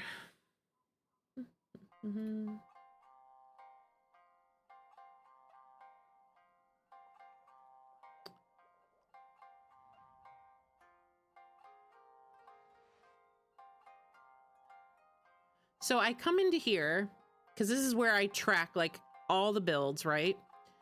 So for example, if we find, where is Varessa? She's probably on page 2. She's so bad. Here she is. So this, I'm not even joking when I tell you that I have farmed these pieces an uncountable number of times. And this is the best I have. This is the best I have. And so I'll come in here and I'll be like, okay, well, this is obviously, wait, no, this is not right. Is it? Oh, I think I was swapping around some pieces trying to get more crit damage. But as you can see, like, even when I swap around, I have horrible, like, look at this. I'm at, look how far, like, these dots tell you, like, where you should be. And this is how bad it is. Like, it's so bad. Terrible. It looks like I don't even farm. And even if you look at, like, my highest, like, I don't have anything above a 47. I played for 5 years. Like, I have horrible luck. Horrible.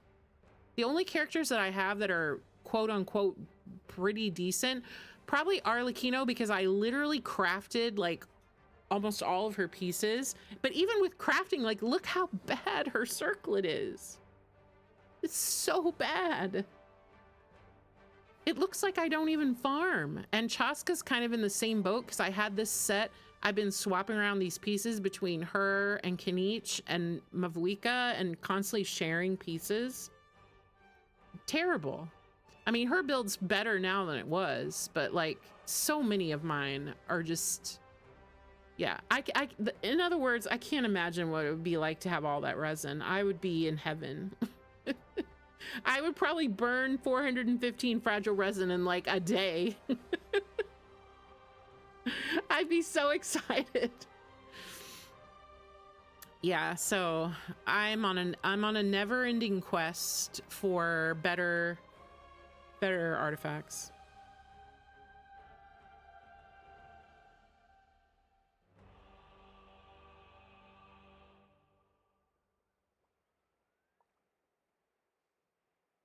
And yeah, it's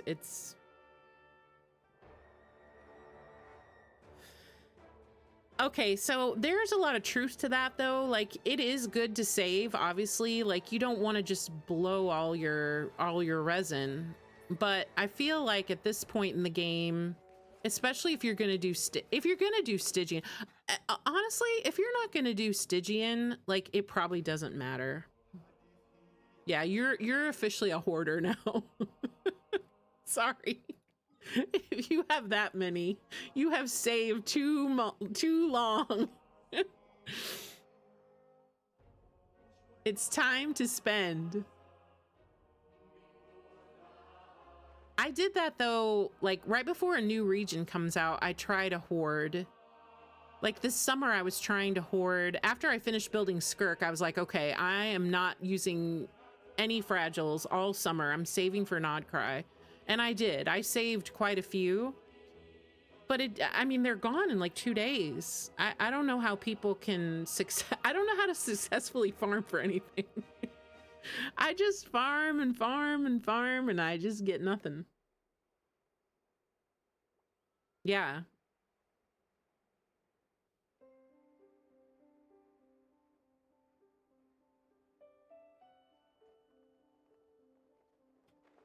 I never have that problem in any other game. Like, I feel like in Honkai Star Rail, anytime a new character comes out, I just like farm for like a day or two and then like I'm done.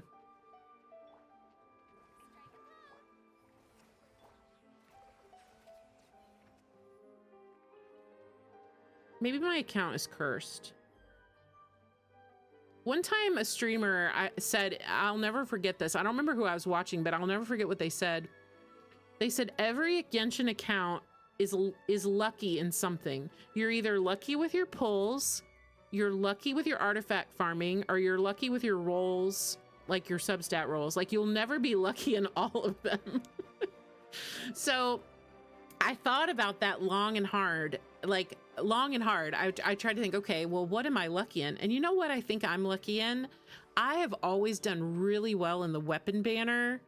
I mean, other than a couple of times, like I was showing you where I got like those Vortex Vanquishers or whatever.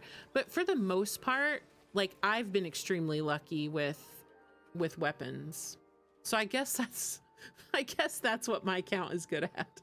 It's not good at anything else. Yeah, HSR is like, I don't know why. It just feels like it's not that difficult to get a pretty decently usable set on a new character. I mean, I don't hoard though. I do use like pretty much all my fuel. Yeah, I do too. I really enjoyed Currency Wars. That was probably the most fun I had in HSR in a long time. I was so sad when I finished it. I finished it on Christmas Eve, I think. Or maybe it was Christmas Day. I finally finished like the last level and the last achievement. And I was like literally sad when it was over. That was so much fun. I really liked it. But now I don't really have anything to do in HSR until the next update. Because I'm all caught up on everything.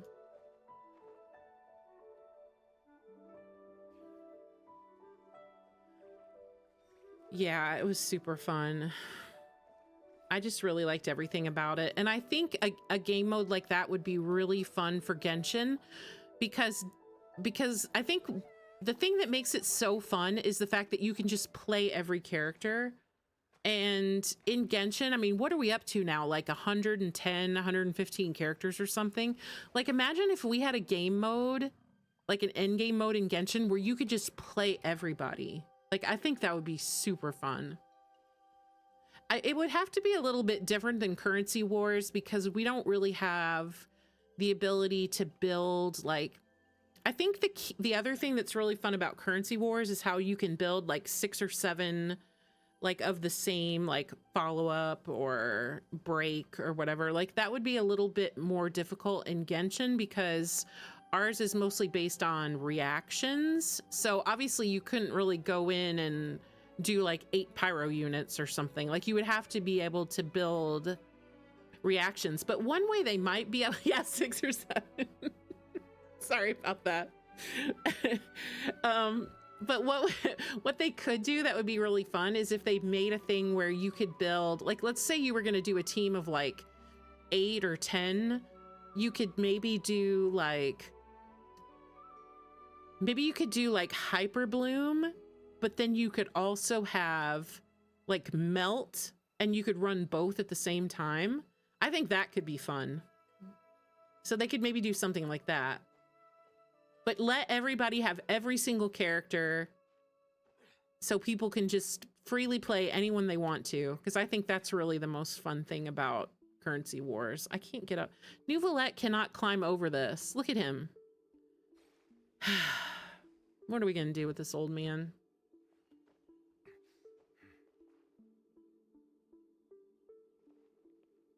Yeah, like the rhyme grass or whatever. I feel like that'll definitely be I feel very, oh my god, he's stuck again. I feel very certain rhyme grass will come back in Snezhnaya for sure. I literally would bet money on that. We're gonna definitely get new cryo stuff.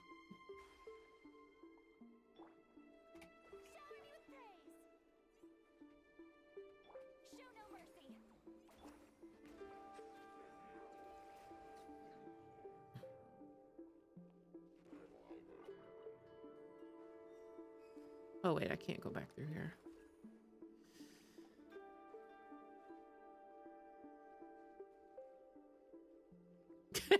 That's right. He's just getting an outfit to stay home and look pretty. Bless his heart. I swear, like any team that's not a Natlan team feels horrible for exploration now. Literal torture. And it's funny because people were so anti-Natlan, and now it's like, I think people realize, like, now Natlan set the bar when it comes to exploration. Now, if I have to literally climb anything, I'm like, ugh, I have to climb this. You want me to climb this with my hands? No thanks.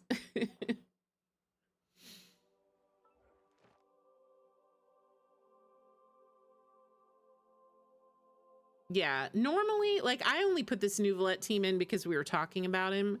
Normally, if I'm going to be out here running around, I put on Chaska. Where's Chaska? She's my favorite. I mean, I like Mavwika as well. Where's Chaska? Did I pass her? I might. No, there she is. But Chaska for me is just the best. Like, she made that ancient mountain exploration so easy. I just flew between all those rocks. It was so easy. It was perfect.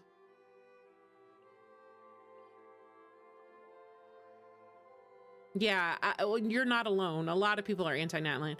I have some negative opinions about Natland. Number one, I thought the Archon quest was not properly organized. It like felt very disconnected and erratic, and there was way too many barbecues. How many barbecues did we have? And by the time we got to the last Archon quest and we finally came out of that final battle and they were like, we're gonna have a barbecue, I was like, I refuse. No hot tub parties, no barbecues. I am done. It was a little too much of that for my taste. And the fact that we didn't have English voice actors was terrible.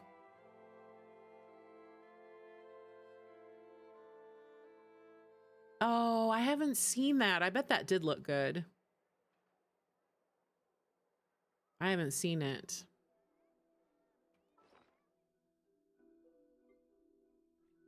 All right, what else are we low on here? Let's see. We already did these. We're good on these. I'm always low on these, but these are, I would rather farm specters than farm these. These are hell.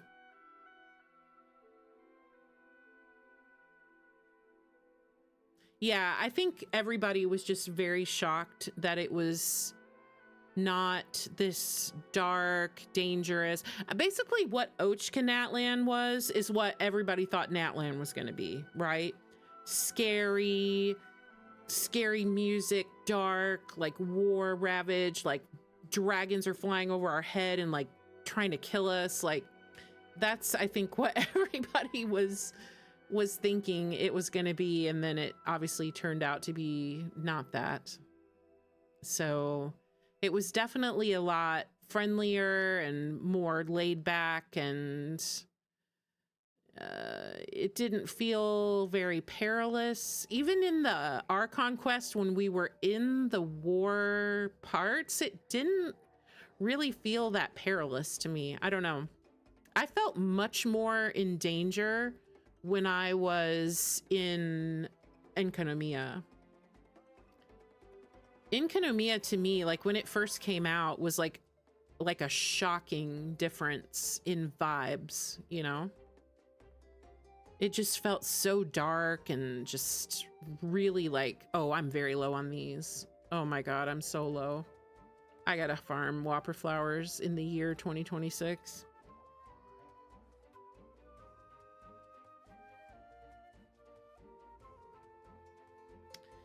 I still don't really understand the point of Capitano's situation, but I feel like we will maybe we'll understand it more later down the road, because I'm of the belief that Capitano will be back. I know that's not everybody's opinion, but I feel like it's set up for his return. I always had this sort of like headcanon. I don't know if anybody here likes Lord of the Rings, but you know that part in Lord of the Rings where Aragorn goes into like the land of the dead or whatever and has to like convince them all to like come and help them fight Sauron or whatever? Like, I feel like that's what's gonna happen with Capitano. I feel like he's gonna have the ability to come out of his little coma when we need him most, and he'll be back. At least that's the way I feel about it. Maybe an unpopular opinion, I don't know.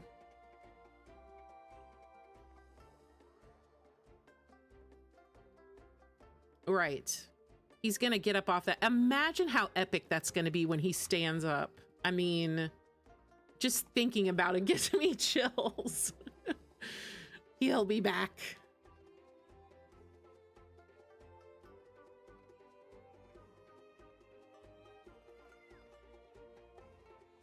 That's one thing about Genshin that I think is kind of hard for some people to accept, is that the game is very like long term, right?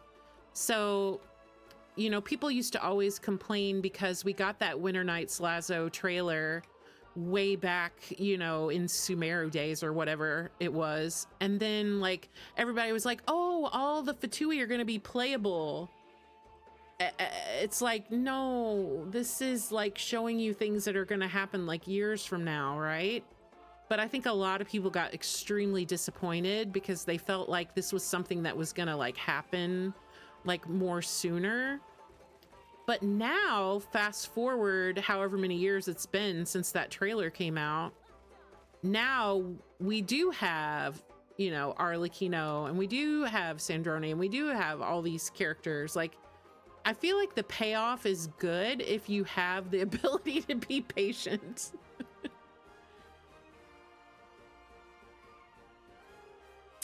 Yeah, I think here's the thing. They were so focused on his mission, right? His mechanical heart is full of all of these souls, right?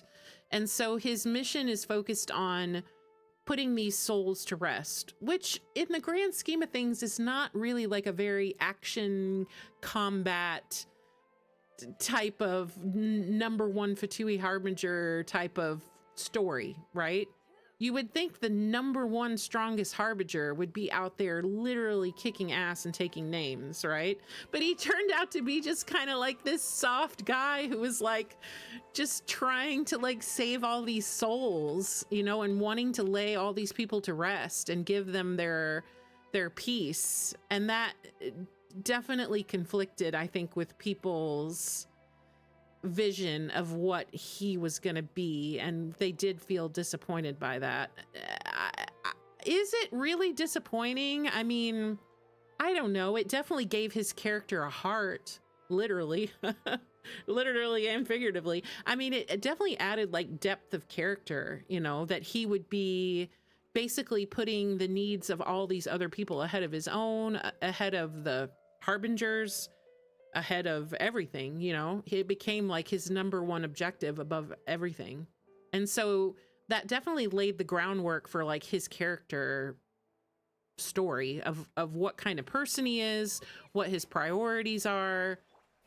And it didn't really come across as like a bloodthirsty, you know, number one strongest Harbinger. It came off a lot softer and caring and loving, and I don't think people were prepared to really feel that way about Capitano.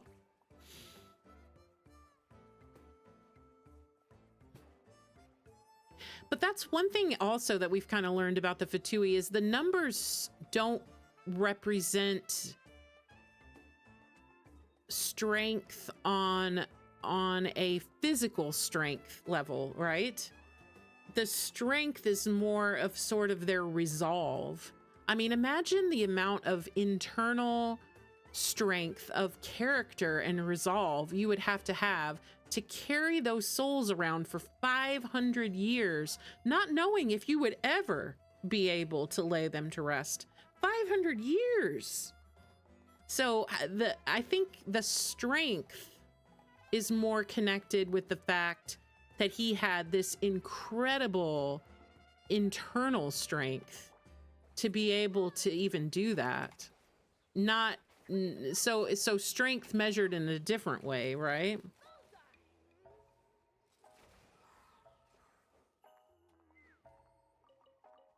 It's kind of like, if you look at it in like contemporary terms, you would think of like, you know, you see these stories of like somebody, your child is like in danger and you can like lift a car or something, like you have like, you know, because you're so your adrenaline's pumping and you have so much strength to achieve the impossible, right?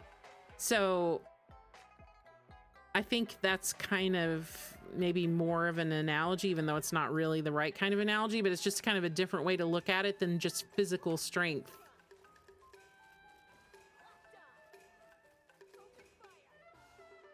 And here's the other main problem, just like you said, they didn't show. And this is the #1 complaint about Genshin, is they have done a lot of telling without much showing of a lot of things, because they were hidden behind world quests that everybody skipped, or story quests that everybody skipped, or books that nobody read. And so that's how we ended up with the new Genshin, right? I mean, everything now is just pushed to the forefront. You know, you're not going to skip Nefer's story quest because we're going to put it in the Archon quest and you're going to like it. You know, now you don't have the option of not knowing Nefer's backstory because it was literally thrust upon you. So I think from now on going forward, that's the way they're going to do it, to try to avoid these moments where people just don't understand characters' decisions because it's not been in the Archon quest. Oh, I know. Well, I was a Narcissenkreuz enjoyer. I loved every minute of that quest. I thought it was fantastic. So when she's like telling the story of it, I'm like, Sandrone, you are literally making this quest seem so lame. Just stop. It was so much better than that. But I know why they did it, obviously. They're trying to catch people up that didn't do these quests. And these people are never going to go back and do these quests. So, like, they're trying to bring everybody up to speed. So I understand. It's just, I don't know if there would have been a better way to do it. I guess not. But they've had to do it this way in order to really protect the integrity of the story, just because there's just too much in this story that you will miss if you don't know these things that happen behind the scenes, you know?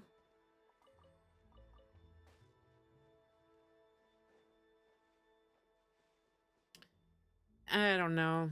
Everybody is quick to like say it's bad, but it's like, well, could you think of a better way to do it? You know? I mean, somebody has to make the decision on how it's going to be done. And it may not be perfect. Maybe there would have been a better way to do it. Oh my God, okay, yes, I'm in the camp. Durin's quest was perfect for me, but I am a biased perspective because I'm a daily Genshin player. I play Genshin every single day. Or at least log in every day. I mean, there are days where I just log in and condense resin and I log out, but I do log in every day. So I loved the way they did Durin's quest because for me, I got to just do a little bit of it every day, really just focus in and enjoy that particular part of the day and then stop, you know, and wait until the next day. That didn't bother me at all. I actually liked it because I don't have any patience. So when we get these like 6, 7, 8 hour quests, like I'll sit down and do the whole thing, even though it's torture to have to sit for that long. I don't want to get spoiled and I want to hurry up and do it. So did I say it again? Dang it. I'm not doing it on purpose, I swear. I don't know I'm doing it. That's so funny. 6 or 7 hours. Now we knew Hoyo had a hidden agenda all along. Oh my God.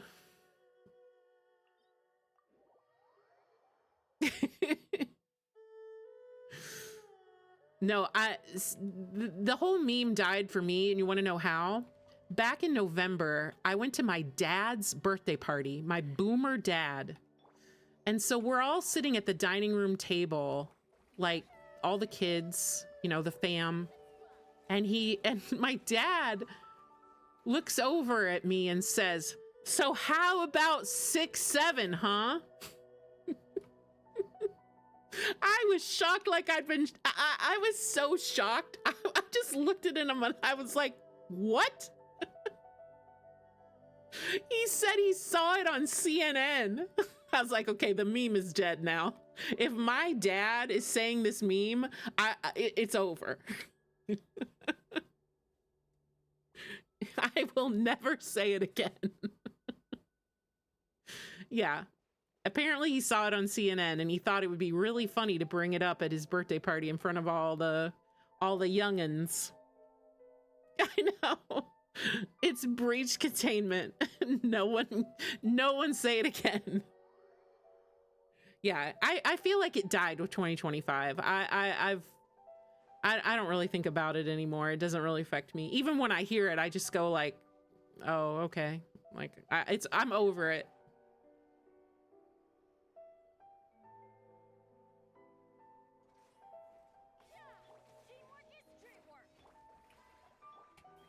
When the boomers are saying it, it's all, we're done.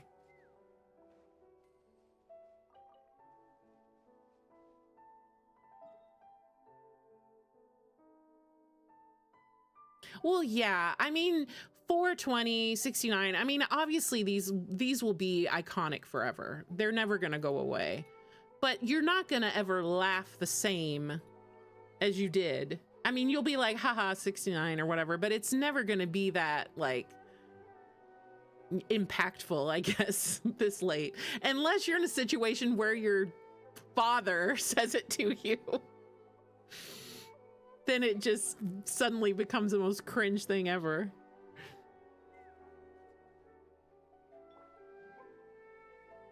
Yeah.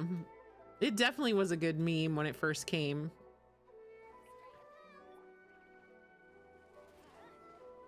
As they always are. They're always fun at first until they're not fun anymore.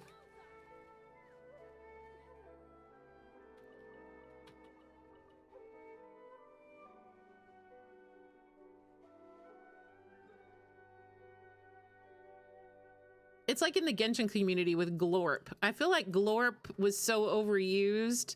Now when people say it, I'm just like, come on. Are we still glorping in 2026? Is this still a thing?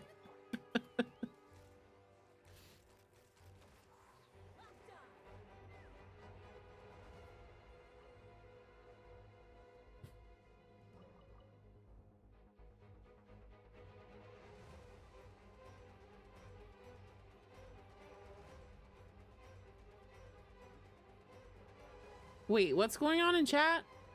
Why do you want good pets? Is this spam? Is this a bot? I don't know what that means. We might have a bot.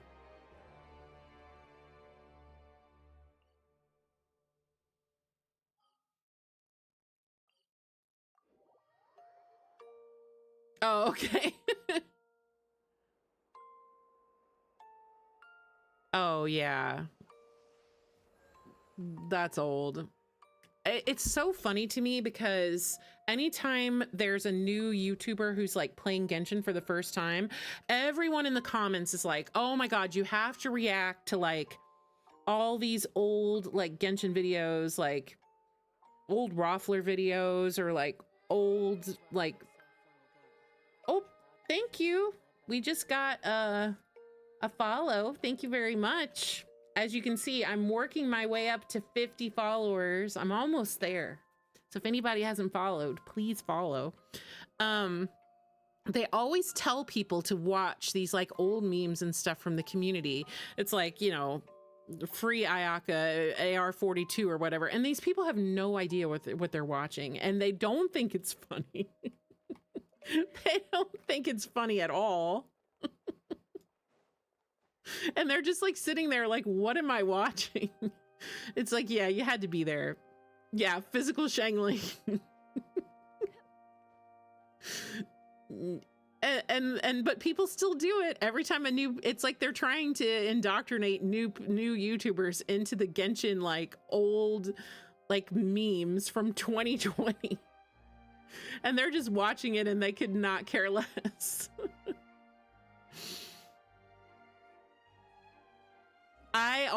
The ones that I always laugh at are like, you know, chess respawn or like I don't know, like there's like the really old ones still are funny to me. So yeah. Free Ayaka, Wet Socks, obviously another popular one. But anyway, when new players watch these, they're just like, it's so over their head. They have no idea what's going on.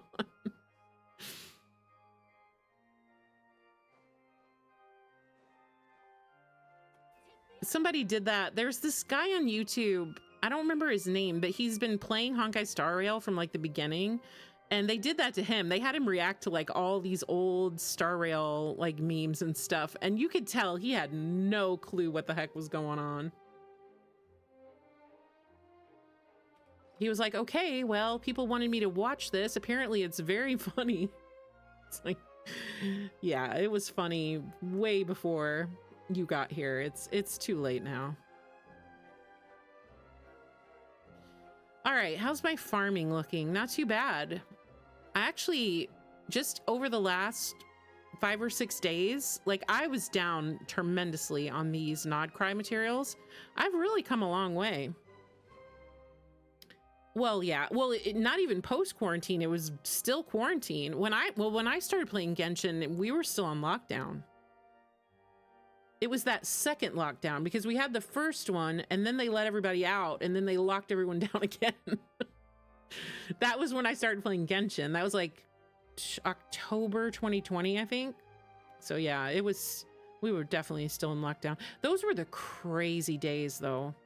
There would literally be like 10 people streaming Genshin on Twitch with like 10,000 followers in each stream. Like you'd see like Enviosity 10,000, Tectone 10,000, Tuanto 10,000, Dish 10,000. Like they would all be streaming at the same time, and there would be like 10,000 people in every stream. Literally everyone was on Twitch. Yeah, it was a long time ago. We're old now.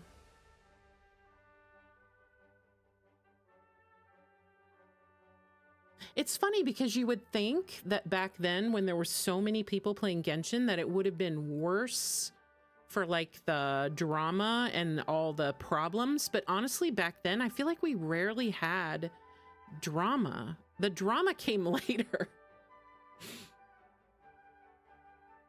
I feel like the drama's just gotten progressively worse over the years instead of better, considering we have so many less people streaming and playing Genshin now than there used to be. Well, I don't know if I believe that. I think still a lot of people do play Genshin, but I think they just play it to themselves. They play it privately. They don't play it with an audience. Oh, well, it wasn't very hard to get canceled. There were people getting canceled for just the most ridiculous things.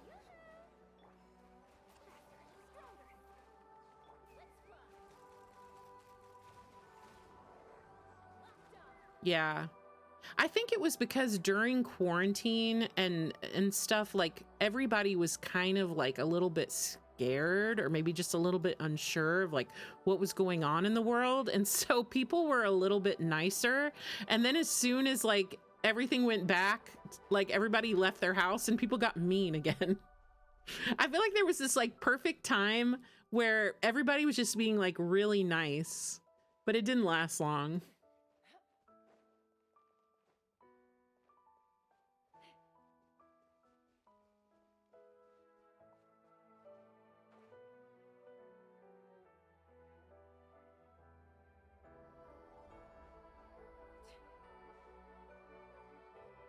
But I think it has helped that there's so many gacha games to play now where a lot of people who were miserable with Genshin and just always unhappy and just hated it so much, they were able to go and play something else. You know, they didn't have to force themselves to keep playing a game that was making them so miserable. Yeah, I can remember laying in bed watching TikTok and like, remember those, like people would do those like singing out the window, like people would be like locked in like their apartments and like opening their windows and like singing songs, and it was a crazy time. Yes. You'd see, like, I remember the closest city to me is probably Chicago. So I would see a lot of TikToks out of Chicago where people were like in the city, like apartment buildings that were like super close together, where they would all have their windows open and singing together and stuff.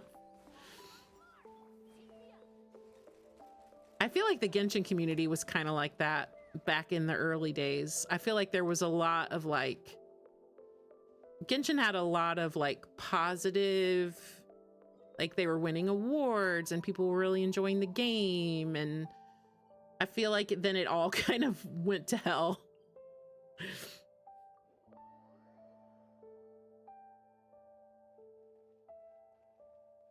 Wait, it didn't want me to go there. Is it not showing me? Was that all I got? Sometimes it doesn't point out very many of these, does it? Let's see. Oh no, I just didn't go to the right place. Oh my gosh. Yeah, let me tell you. I lived all of those moments viscerally. I think it literally changed me as a person, some of these things that have happened in the Genshin community. Like literal trauma. And it's so funny now because people will be like, oh, Sumeru was the best region. I'm like, do y'all just have like selective memory? Like when Sumeru first came out, everybody was mad. People hated Nahida. They called her a toddler baby. She got totally destroyed on social media. People hated Sumeru. Honestly, stay off of Twitter. I wish I could just never go to Twitter again. It's a hellscape. It's literally the worst place. But that always happens with Genshin. Like anything that gets canceled, eventually people will forget about it. So they have selective memory when it comes to different things they were mad about. No, we had no map layers. The desert had no map layers. We had no map layers anywhere. Yeah, it was really hard. But I liked it.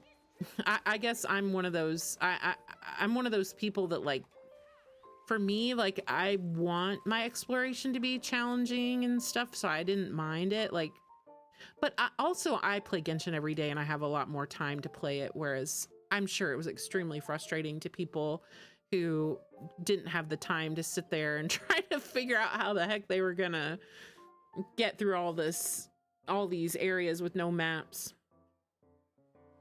Oh, the skin color thing was completely justified. It was actually almost ridiculous. To the point where it was indefensible. Anybody that tried to defend it just came off looking like a complete asshole because there was no defense. It was just so obvious. And I think that's why Hoyo did try to change it for Natlan somewhat, even though I feel like they still have a long way to go. They did try to address it, I feel like, compared to Sumeru. So like if you put it on a spectrum of like 0 to 10, where 0 is terrible and 10 is good, I feel like Sumeru was like a 1. And then Natlan was maybe like a 4, you know? We're still a long way from 10. Yeah, I mean, I don't know. I feel like there's just no way to defend it because we don't know these developers. We don't know what they're thinking, and I just prefer to just not even get into arguments with people about it because there's nothing to argue about. I feel like everyone either agrees or they're going to disagree, and there's no point in arguing about it. Yeah, I remember that as well. I also remember the first leaks from Sumeru from the beta that came onto Twitter, and people were so angry. It was terrible. But I don't know. In these kinds of situations, like I think it's nice when you can come together as a community and agree. But I think also you have to, oh my God, he just killed her. But also, I think you also have to be able to realize that, like, you can't hurt yourself, you know? Like, it's good to voice your opinion. It's good to fight for change. It's good to push for things that can be better. But I think at some point you have to preserve your own well-being. And there were people who were letting a company, a video game company, literally destroy them, like on a personal level, where you can't let yourself be controlled by the bad. You know what I mean? I don't know if that's coming across, but it got to the point where it was really bad. Yes, Nefer, I have feelings about Nefer as well. Yeah. Exactly. It's not worth getting yourself so worked up about that you're making death threats and you're attacking people. Like, you've got to learn how to protect yourself. Keep yourself healthy, protect yourself, because it gets scary out there, you know? Where it gets to the point where people get so worked up and so upset that it becomes almost like a danger, you know? So I try to always I always fill out all the surveys. I always voice my opinion on social media. I'm a big mouth person, so if something doesn't sit right with me, I want to say it.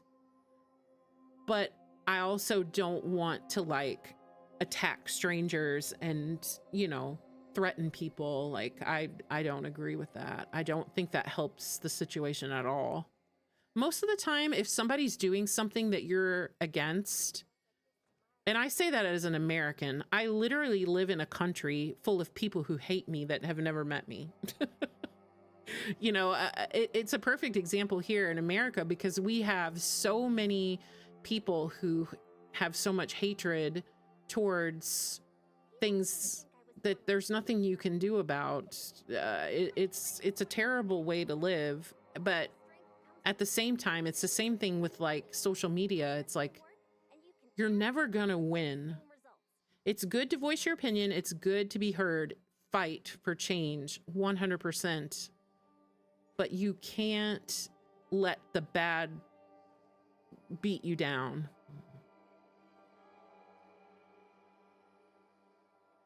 Yeah, people are better at communicating. I do think that's true to some extent. Here in America, we have a lot of communication issues politically that have not improved.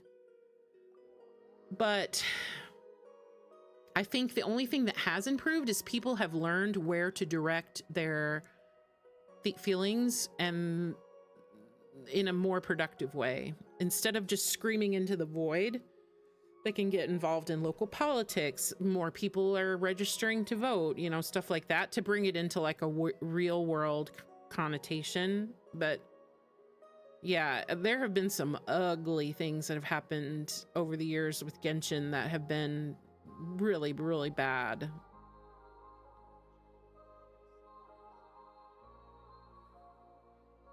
Yeah, I mean, I came into Genshin with a long history in other types of Chinese media that I was very familiar with before I ever even played Genshin. So I guess for me, I already sort of knew the limits to what they could do with the game, especially when it comes to anything that could be implied as queer or LGBTQ representation. I mean, I had already learned all that just from reading novels, you know, manhwa, just all different kinds of things that I had experienced. So yeah, I guess for me, it wasn't really that shocking because I kind of already knew all of that.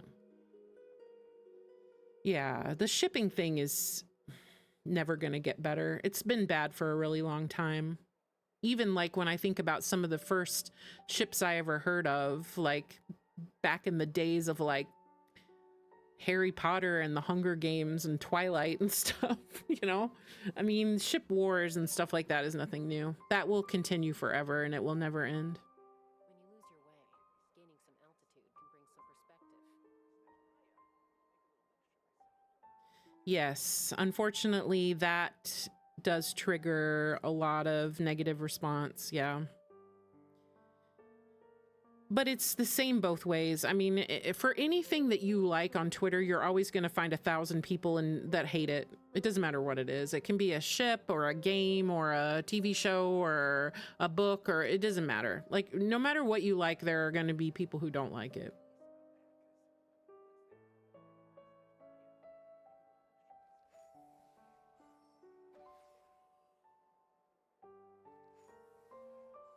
I just try to block. I use my filters. I filter out a lot of words that are associated with things that I don't want to see. And yeah. Yeah. Unfortunately, that is true.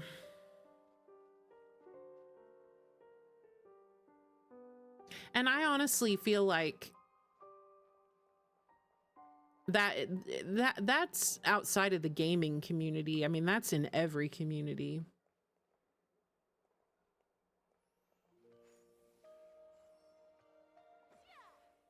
I mean, you can look at politics, entertainment. I mean, look at what's happening. I don't know if you guys really follow any like celebrity news or anything like that. I don't really follow it, but I do see it on my timeline. Like, people have destroyed celebrities, singers, actors, destroyed their lives, you know? It happens so frequently. It's crazy.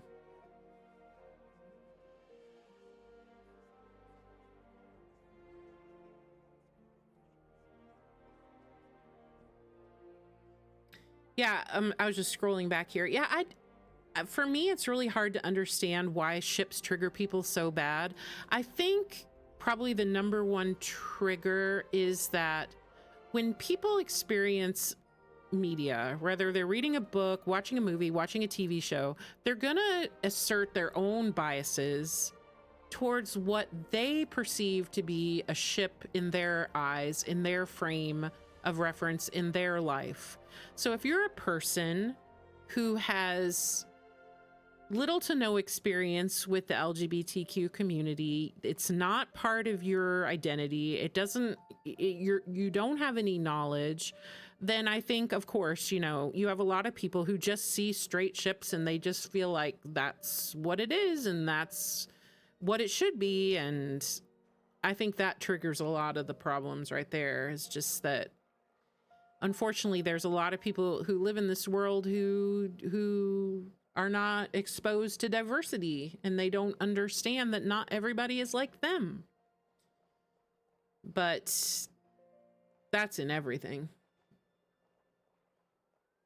Get it to Chris Pratt. Oh man.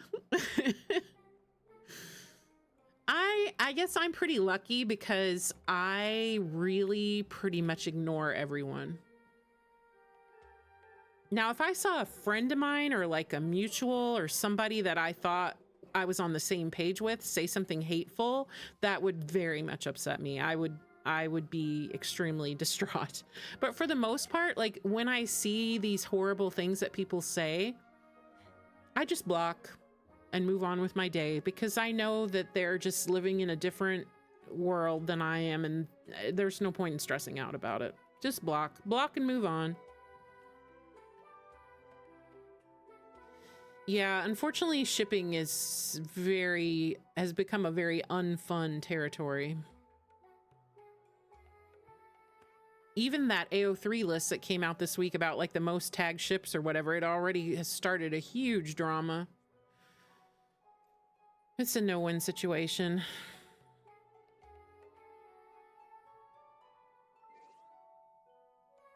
I don't even know why we need to count how many, like, like, I don't know. I think anytime you put anything on a list, whether it's a tier list or a ranking or a count, like you're just asking for fights. Oh, very true.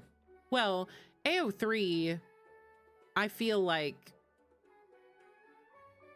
I mean, from the get-go, I feel like it was established by people that came over from like fanfiction.net and Wattpad and stuff, and there were certain pairings and things that were very prevalent at the time, you know, like it didn't, AO3 didn't just come out of the air, like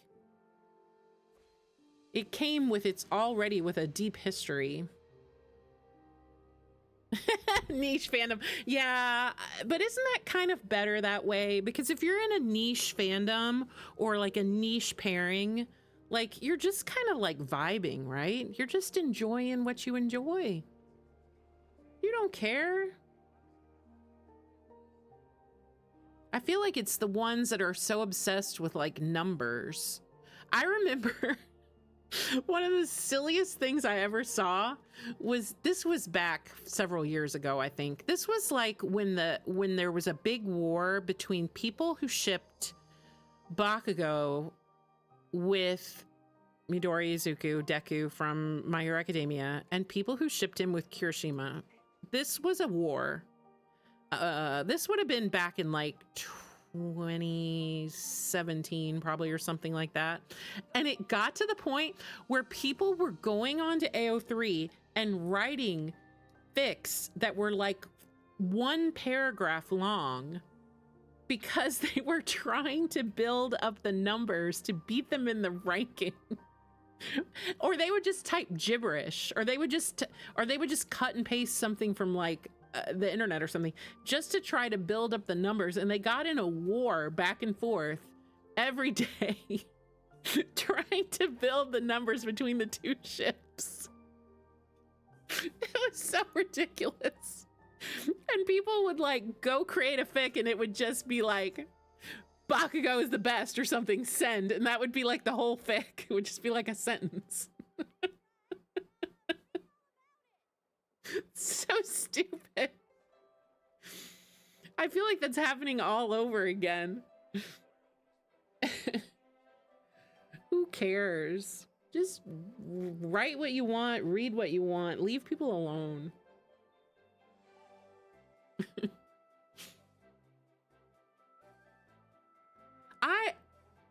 The way I look at it, I have ships that I like and that I prefer, but I don't care about other people's ships. Like, other people's ships don't bother me. Like, if you ship a character with someone else that I like, that's not my ship, I don't care. Like, go for it. What difference does it make? Why are you getting so angry? Like, just do whatever you want. I don't know. It's a feud that has gone on since the beginning of time. It's never going away. Right. Exactly. Who cares? It's so dumb. There's so many other things better to worry about. But I don't know. People just like to fight. I honestly believe people just like to fight. If they weren't fighting about that, they'd be fighting about something else. They just enjoy the fighting.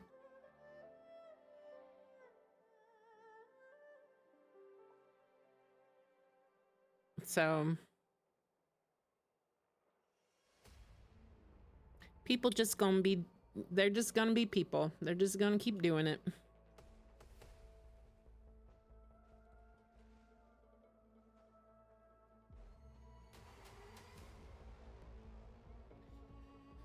Well, I think I have farmed everything I can farm. I've done everything I can do. I burned my resin. I've done it all.